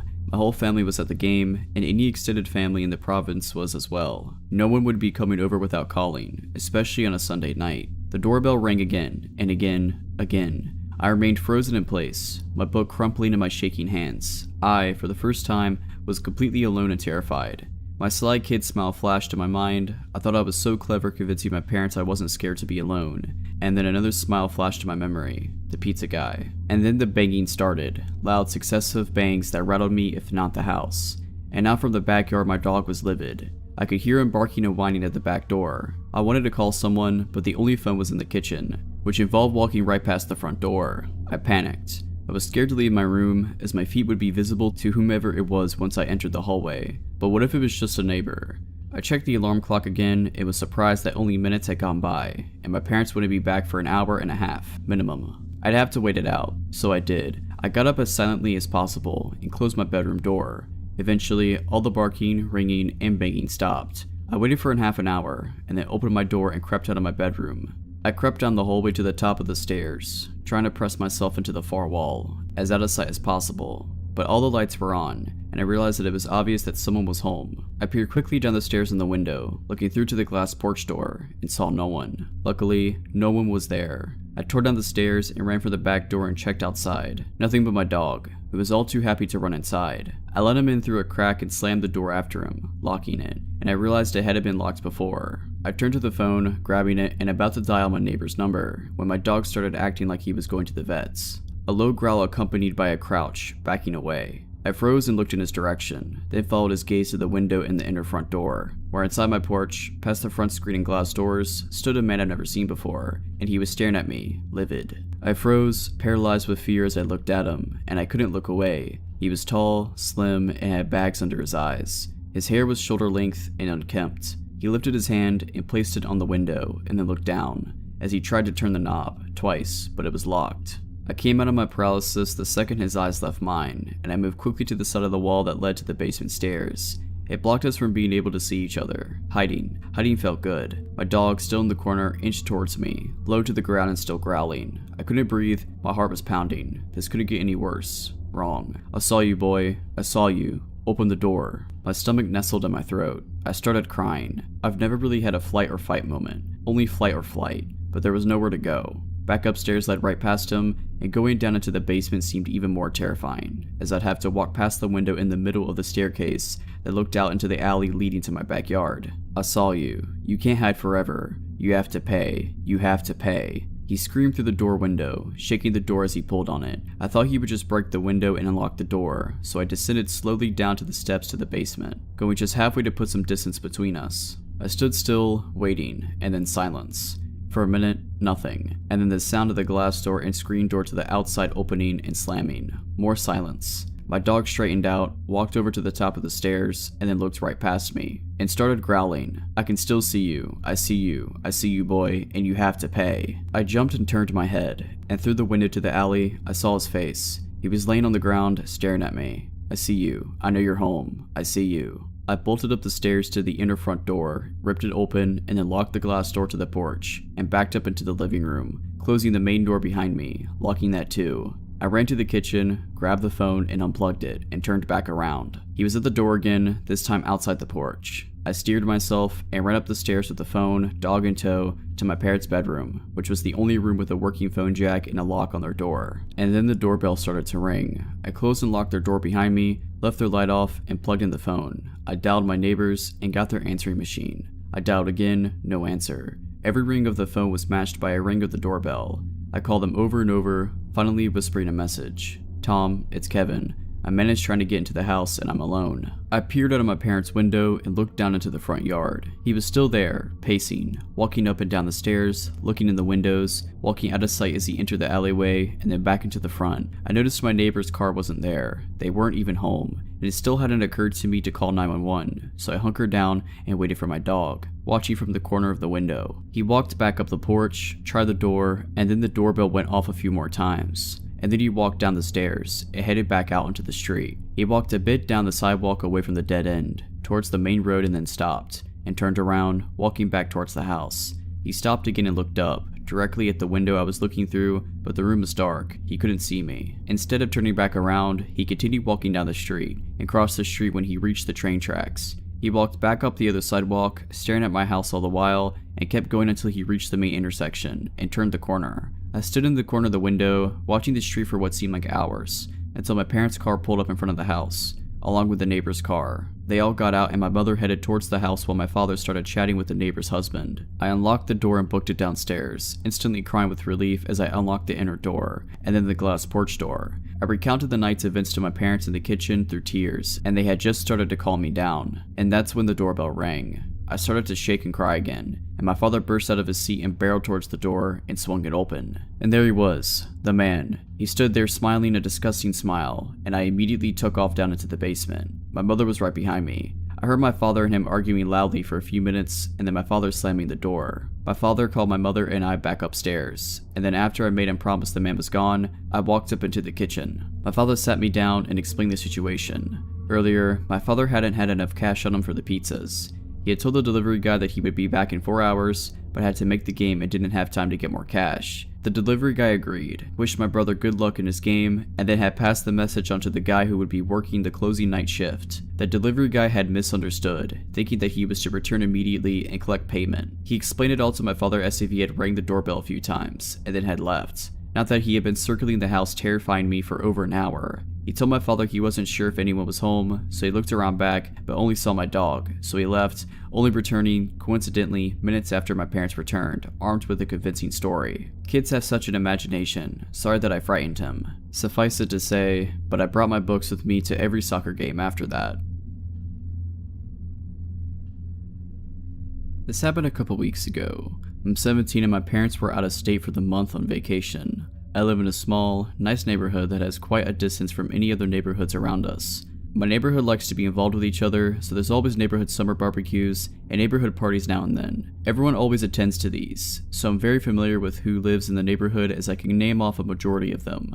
My neighborhood is always dead quiet after 9 p.m. as the kids are inside by then and families are usually heading off to bed. I meant to spray paint art and I decided I wanted to work on a painting in my garage at around 10 p.m. because it was cooler by then. Mind that the garage door is fully open. I'm setting out a tarp so I can start painting when I hear someone walking on the sidewalk. I look up expecting to say hi to a neighbor going on a late night walk around the neighborhood. Instead, it's a man I thought I couldn't recognize at first glance due to it being dark and the only distant light source around was from the garage. He was at least 6'3", lanky, and looked completely normal from what I could see. The man stood at the end of my driveway facing me. With the little light stretching across the driveway hitting his face, I didn't recognize him. I live in a very friendly state where we're usually nice to strangers and make conversations. I thought nothing suspicious as he could have been just a neighbor I wasn't familiar with, so I just struck up a conversation like I usually do. Hi, how's it going? Hi, it's going good so far. Sorry, I don't really recognize you because it's so dark. Oh, I'm Xavier. I don't think I've ever met you before. Did you just move into the neighborhood or something?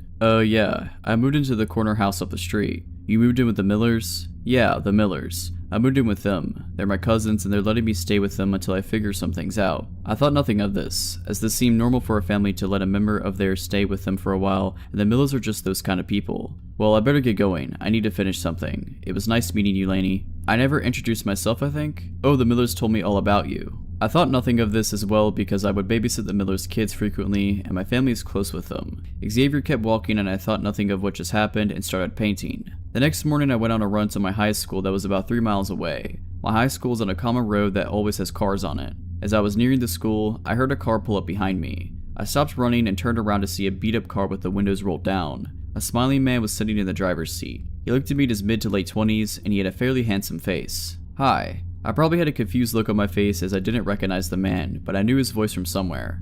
Xavier, we met the other night. Oh, hi, sorry, I didn't recognize you. It's fine. Hey, you're pretty far from home. That's quite a long run. Aren't you tired? I can give you a ride home if you'd like. Oh no, it's fine. I like running. Thanks for the offer though. Wanna go out for a cup of coffee? No thanks, I don't drink coffee. We don't have to get coffee then. I'll pay for you. Come on, I want to go get something with you. No thanks, I'm not really interested. Oh come on, let's go, hop in. He reaches over to open the passenger door and beckons me to come in. At this point, it's clear that I don't want to go and I step off from the grass and back onto the sidewalk. I said no, sorry. Come on, just get in the car, it's not a big deal. I gotta go, some friends are expecting me. That's when I full on sprint to the school's track and called a friend to pick me up.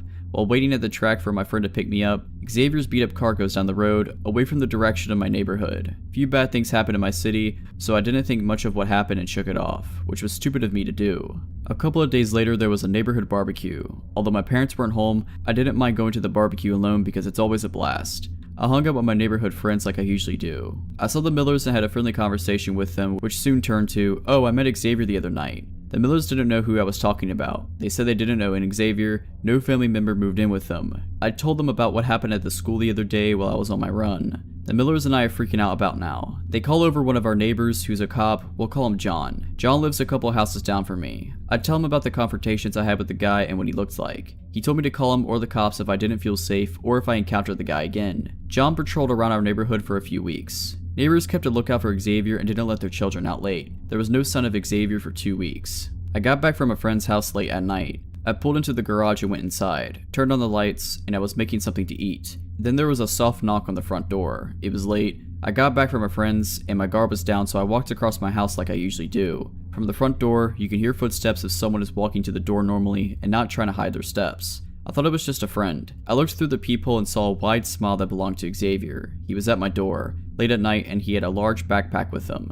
He heard my footsteps and I could hear him say, "I'm sorry about last time. I didn't mean to be like that, Lainey. It was just a bad day," through the door. I wanted him to go away. I meant to yell, "Get away from me," through the closed door, but all that came out was a lame whimper. "I just came to apologize. Open the door. I don't mean any harm." He tries to wiggle the doorknob. His voice in constant pestering gets louder and louder. At this point, I'm freaking out and I couldn't think at all. I couldn't remember where I put my phone. My family doesn't have a house phone either.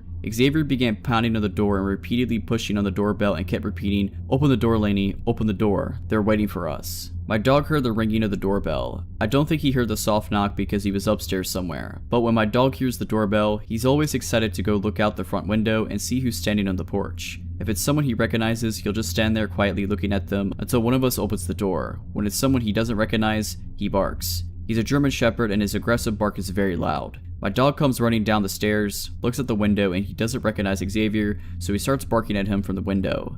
Xavier laughs and I hear him say, "They never told me you had a dog. You're smarter than they said you were, Lainey." With my dog barking, I guess I snapped back into my senses. I realized I left my phone in my car in the garage. I called the cops and John. By the time they got here, Xavier was gone. I gave a description to them and they drove around the area for an hour looking for the guy, but they never found him. I stayed at a relative's house for a couple of days until my parents got back and we changed all the locks in the house and installed a security system along with floodlights. My parents had me on lockdown. John patrols around the neighborhood for a while after his shift ends every night now. Xavier, let's not meet again.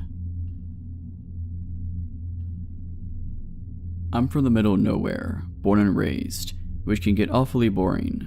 In order to shave off boredom in my particular little corner of nowhere, my friends and I often enjoy something called contra dancing, which is basically New England folk dancing, where one pairs off with a different, random partner at each dance. This hobby would bring us to all corners of the area and in contact with lots of interesting and usually older people. One night, a friend and I had driven about 40 minutes into the woods to this old townhouse. It's an incredibly scenic little area. Even at night, great view of the stars, crickets chirping, people dancing in the tiny town hall. A perfect hot summer night with friends and about 60 others. Again, mostly old town folk. I had even made cookies for everyone to enjoy, which was announced at the beginning of the dance and was applauded by everyone there. I had danced maybe 2 dances when an older man in his mid-60s approached me for a dance. This was far from unusual. In fact, most of my dance partners were over 40. I had seen this guy at several contra dances, so he definitely wasn't new. This guy came off kinda creepy though. Most of the older guys struck 18-year-old me as grandfatherly, but some just are uncomfortable to be close to.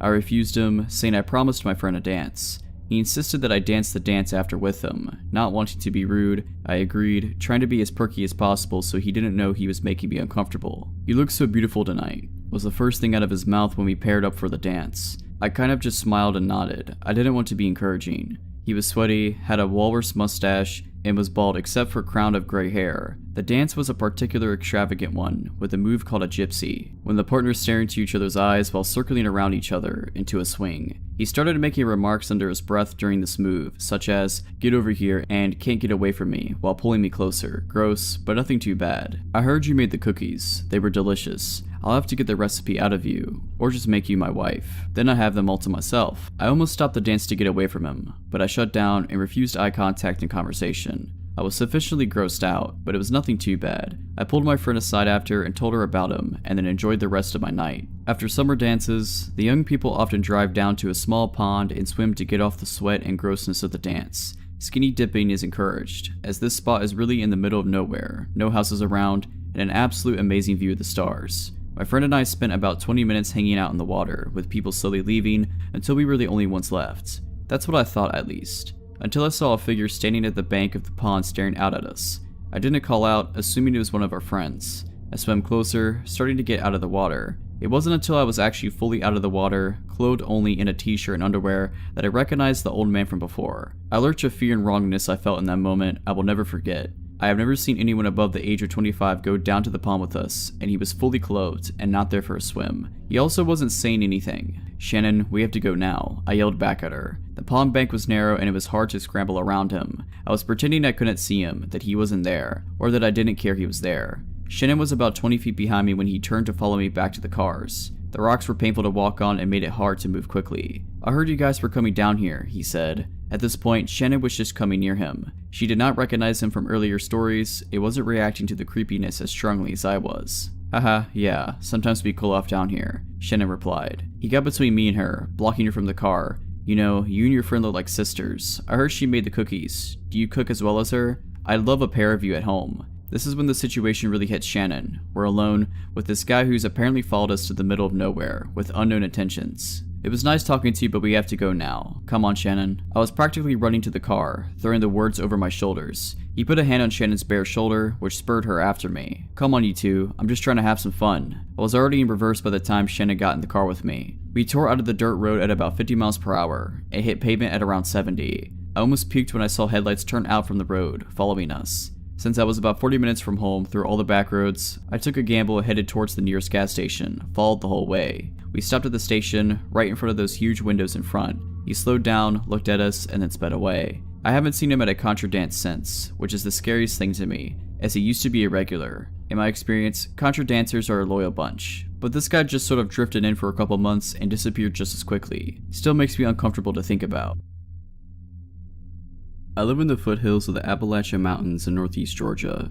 It's a beautiful area with hundreds of miles of national forest, some great state parks, and a ton of fantastic camping places. Unfortunately, my hometown is also relatively poor. While there are some out-of-town residents from Atlanta and other places, a lot of people where I live are really poor. I do freelance work as a technical writer, so I can do most of my work online. If I didn't have that going for me, I'd have to move somewhere else. It's just one of those small towns that will rob you of your ability to accomplish anything in life if you stay there for too long, without anything else going for you at least. Excluding a handful of doctors and lawyers and Georgia Power Company employees, the only employment in the area is at Walmart, fast food, and a couple of grocery stores. To the east of my town, there's a massive national forest. It's loaded with great camping sites and lots of relatively unused hiking trails. I really enjoy hiking on them with my dog, but it can be a bit of an unnerving experience sometimes. It's about a 10-mile drive from town, and there's no cell phone services or homes for miles.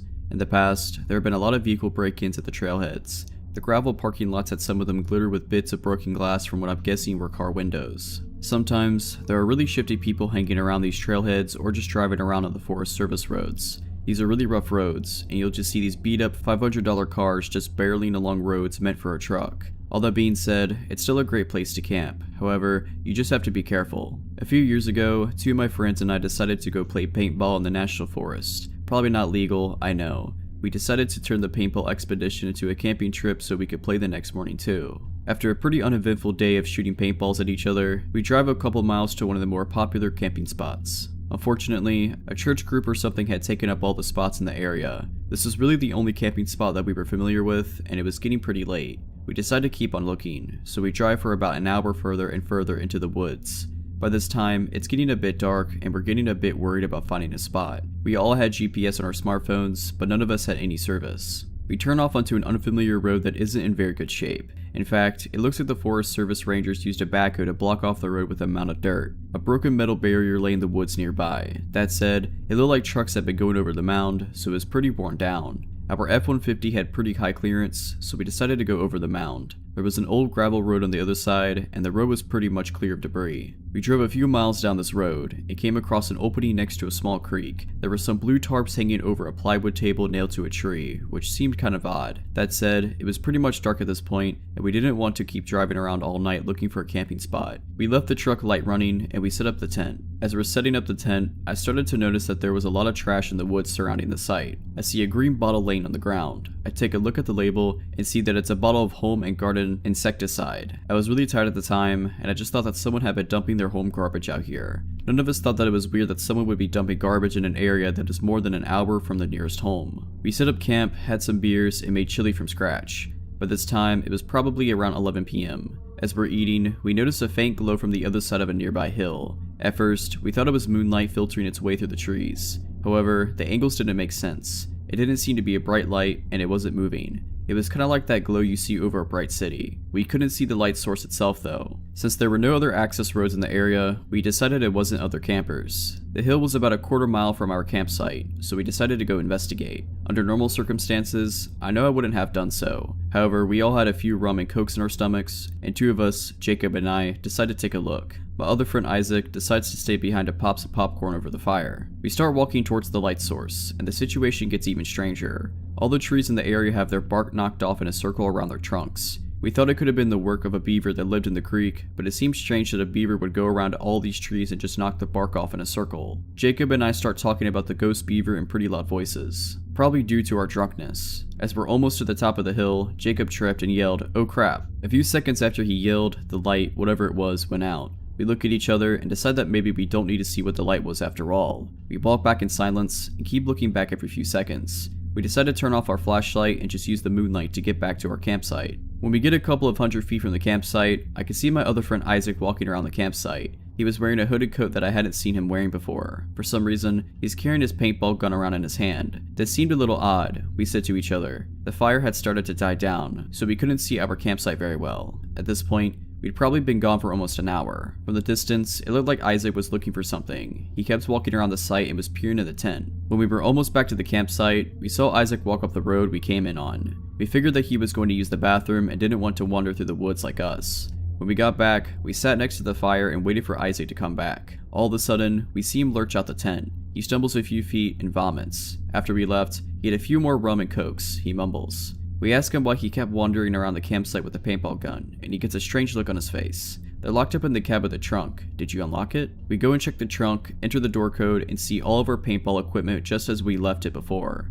The keys to the trunk were still hidden in a magnetic fob underneath. I get a sinking feeling in the pit of my stomach. Isaac, what were you doing after we left? I ask. I was watching a movie on my phone, then I fell asleep, I guess. But you were walking around with your paintball gun, right? Did you just change jackets? Isaac said that he had been in the tent since we left, and that he had been wearing the same unhooded fleece all night. Someone had been walking around our campsite, and it wasn't Isaac. At this point, all of us were way too drunk to drive, but we decided to go ahead and pack up and go back to my house for the night. We don't bother packing up the tent, which is folded down with the sleeping bags and everything in it. We jump in the F-150 and I start to drive out. When we get to the dirt hump, we see something gray blocking our path. The metal barrier had been lying in the woods earlier is now back on its stand, right on top of the hump earlier. By this point, all of us have sobered up to the situation. No one wants to get out of the car to try to move the barrier. I had a metal guard on the front of the F-150, so I drive forward slowly, tapping the metal barrier with the front of my truck. It falls right off. It must have just been balanced on the top, and we drive over it slowly. We were terrified that it would pop one of the truck's tires as we drove over it, but it didn't. As we drive down the road, we see a vehicle following us with its lights off. It's probably 1,000 feet behind us, but we keep catching glimpses of it as the moon reflects light off of it. I start to drive as fast as I can on the Forest Service road, and the other vehicle keeps pace. It doesn't get any closer though. It stays just 1 or 2 turns behind us. We can only see it when the road straightens out. After about 45 minutes of speeding along gravel roads, we make it back to the main paved road. I start to drive everyone back to my house, but I decide to go to a different way just to be safe. I didn't get pulled over for a DOI luckily. Camping can be fun, but very rural camping can be very dangerous. I've driven past that metal barrier since that time, but it's always been in place. I would never go down that road again. When I was 15 years old, I lived in a rural area about 20 minutes outside of the actual town I called home.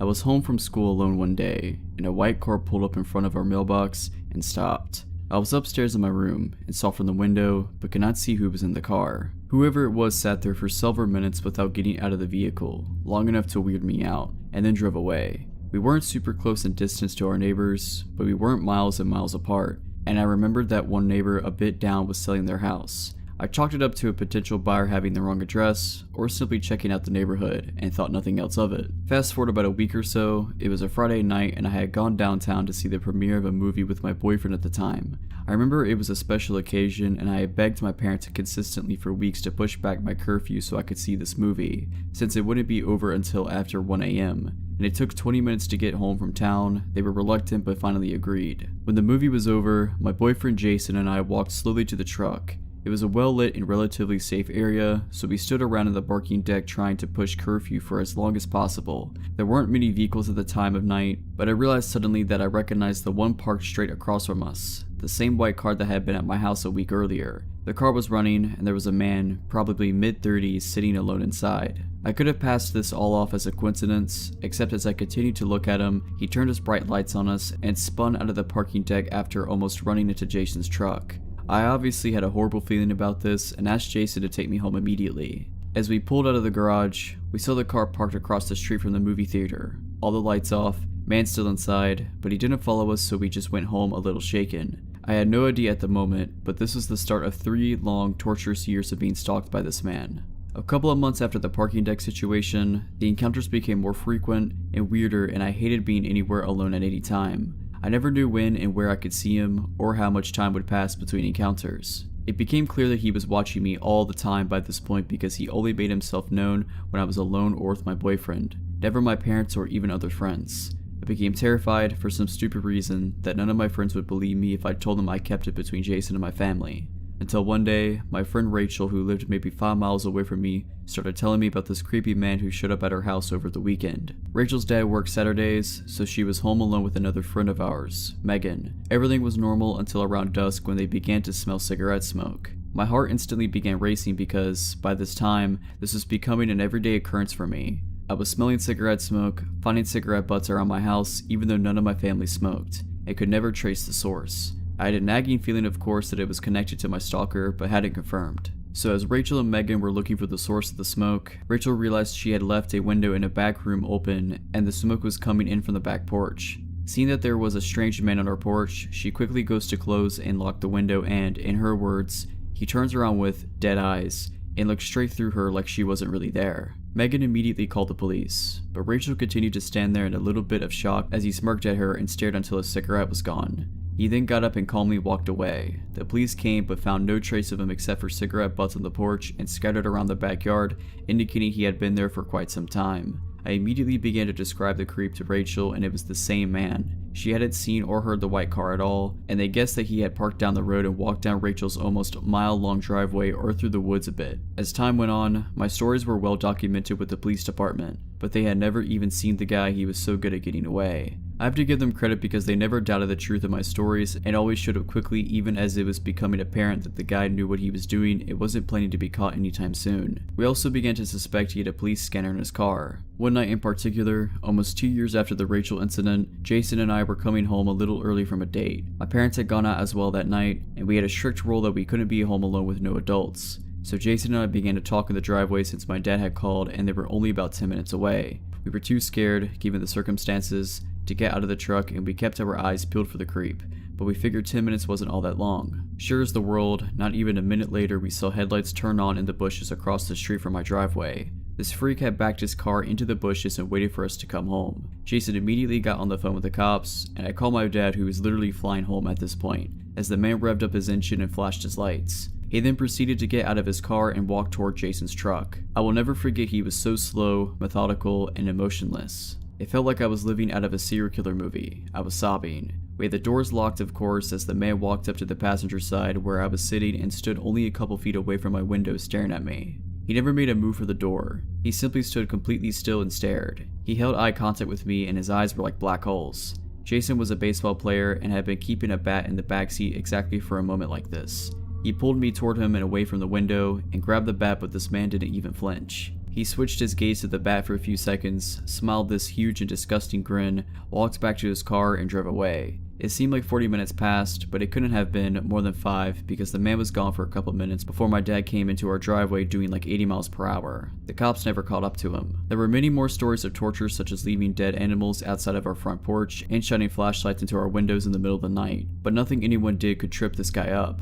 My family had tried everything. My older brother had even desperately tried to chase the guy through the woods behind our house one night and lost him. The police wanted to help, but they only had my stories and the cooperation of my boyfriend, Rachel's encounter, and one kind of vague sighting of the car in town. I didn't even have a name for anyone to file a restraining order against. Not that it would have done me any good. And maybe the creepiest part of all this, in 3 whole years, he never spoke a single word. Then one day, just as quickly as he showed up, every single trace of him completely disappeared. Just like that. I never knew if he died, was arrested for some other crime, or just lost interest, even though that seemed highly unlikely. I just simply never saw him again, and it has now been 10 years. I still occasionally feel the lasting effects of that time, but thankfully, life has become pretty normal again. Needless to say, disturbed stalker who made me miserable for years, let's not meet again. If you're liking this video, all I ask is that you make sure to subscribe to my channel and like this video. Thank you. This took place when I was 19, now 28. I was in college and working as a bartender at a little country bar further out from the city. This place was also supposed to be a 21 plus only because there were gambling machines right along the bar, but the rule was if anyone asked, you just turned 21. For the most part, I loved the job and loved the money. After a few weeks, I came in at 8 p.m. to start my shift, and it was already a pretty good crowd to be a weeknight. I make my rounds to see an attractive guy and his beer is empty, so I ask if he needs another. He immediately sparks up a conversation with me. I found out he's 28, a paralegal, has a dog, etc. He finishes his new beer and leaves me a $20 bill as a tip, with a rose he made out of a bar napkin. This continued nightly for about a week, and we eventually exchanged phone numbers. I ended up letting him know that I wasn't 21, just in case things progressed, and he said he didn't mind, blah blah blah. He would come into the bar nightly, text me after he left, and the following days, until he came back into the bar that night. About 2 weeks go by, and I take a long weekend to go out of town, around 3 hours away. It was St. Patrick's Day weekend that year, so my friends and I went to a party of course. The guy, we'll call him Patrick, that's convenient, was continuing to text me, but I never let him know I was going anywhere. Things weren't serious to me. I never hung out with him outside of my work shifts, so what's there to tell? I then get a phone call from one of the girls at work telling me there's a guy there that will not stop asking me where I am and when I'm coming to work. Turns out, it's Patrick. Immediate red flag to me, but I didn't want them to deal with the drama, so I text him and let him know I'll be back on Sunday, leaving out that I would be back and going straight to work that evening because honestly, I didn't want him to know that I'd be at the bar. He continues to text me all weekend and I respond to keep the peace. I show up to work that Sunday to a new bouncer the owner hired. I can't tell you why, but I had this feeling, so I go ahead and spill about Patrick onto him just in case he showed up. A few hours pass and 2 guys come in and sit down. I stare at them for a minute and realize they're 2 guys that Patrick's been in there with before. I ask if they want anything and they just ask for water. Sure enough, after I notice one of them make a phone call, here comes Patrick in the door. I immediately shoot the bouncer a look and he catches my drift. Patrick sits down and I keep the convo short and get his beer. He just keeps watching every single move I make. They eventually get up and go to the pool table and the jukebox. Next thing I know, brown-eyed girl is playing. I have brown eyes, of course. And Patrick is standing there smiling at me. The song is over and I tell the bouncer to watch the bar for me. I needed to step out back and smoke a cigarette before I had a panic attack. I left the back door open so I could watch the bar for any new customers. Next thing I know, The Kill by 30 Seconds to Mars is playing. I'm like, you gotta be kidding me. The bouncer comes to the door and is asking me for details about the guy and the situation. Here comes Patrick storming towards us. So he's why you aren't interested anymore? Literally starts a scene, going on about how he is heartbroken and I can't believe I could do this to him. I'm just standing there smoking another cigarette, watching the crazy unfold on this guy. The bouncer finally gets him out, and after a few minutes I felt like I could breathe and go on about my night.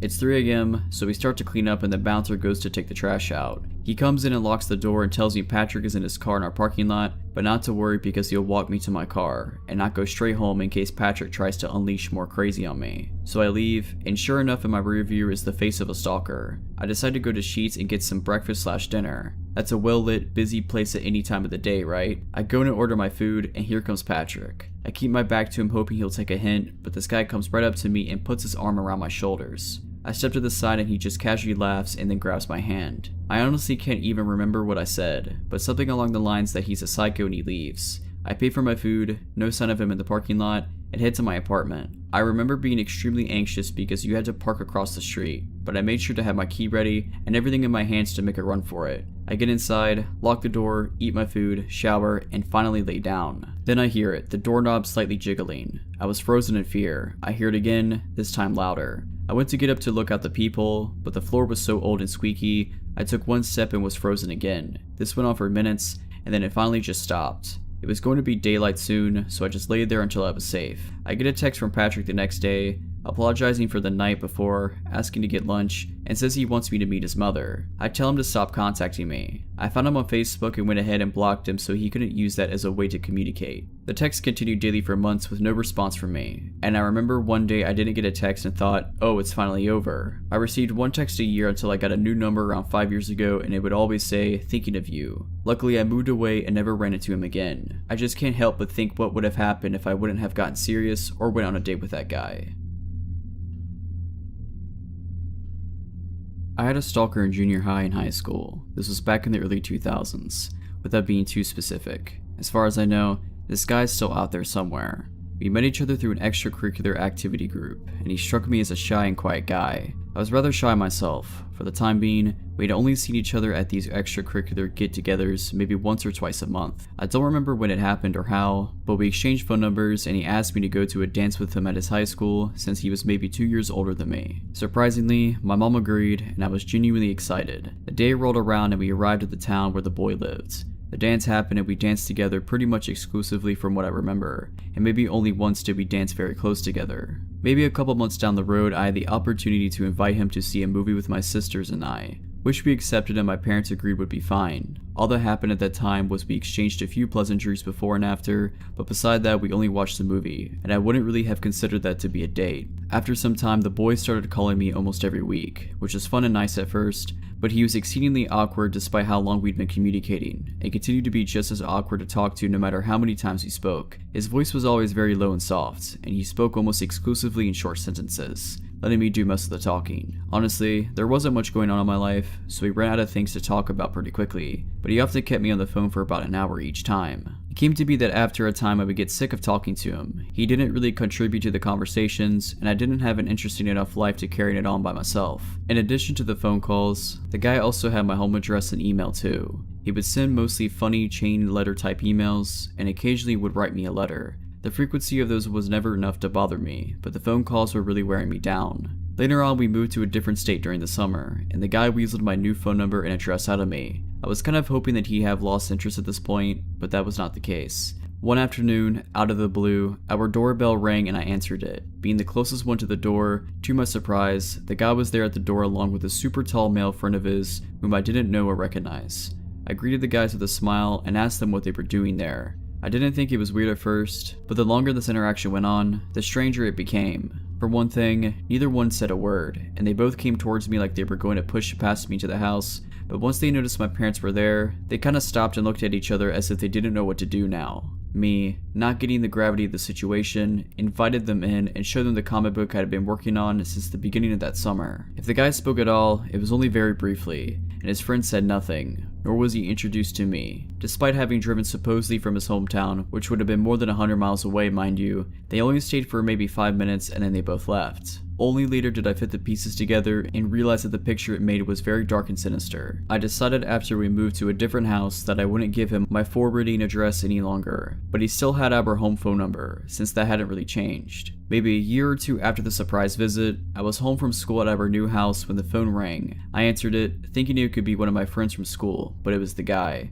I sighed, being unwilling to just tell him I didn't want to talk, and sat on the stairs with my chin in my hand, wishing my mom would come home so she could get me off the phone. After a while, the guy asked me what was wrong because I wasn't talking that much, and I kept yawning or sighing, so I said, "I'm just tired." "Well, you don't look tired." My eyes darted to all windows I could see from where I sat on the stairs. Could he see me? Where was he right now? How did he find our new house when I hadn't told him the address and we weren't listed in the phone book? I suddenly blurted out, "I have to go," hung up the phone, ran up the stairs, locked myself in the bathroom and called my mom. I was terrified that the next thing I would hear was glass breaking and him coming to find me in the house. Mom told me not to move and she would be home in a few minutes. I should have called the cops, honestly. The next time he called, only a few days later, and he acted like he hadn't been a creep at all just one phone call ago, I told him flat out that if he ever called me again, I would call the police. I am still afraid of this guy. I don't know how he found me, and I'm a little afraid he could find me again. Hopefully, I don't have to meet him again. Alright, but that's it. I hope you enjoyed this video. If you did, make sure to subscribe to my channel, like this video, and comment something down below. But as always, Have a nice day.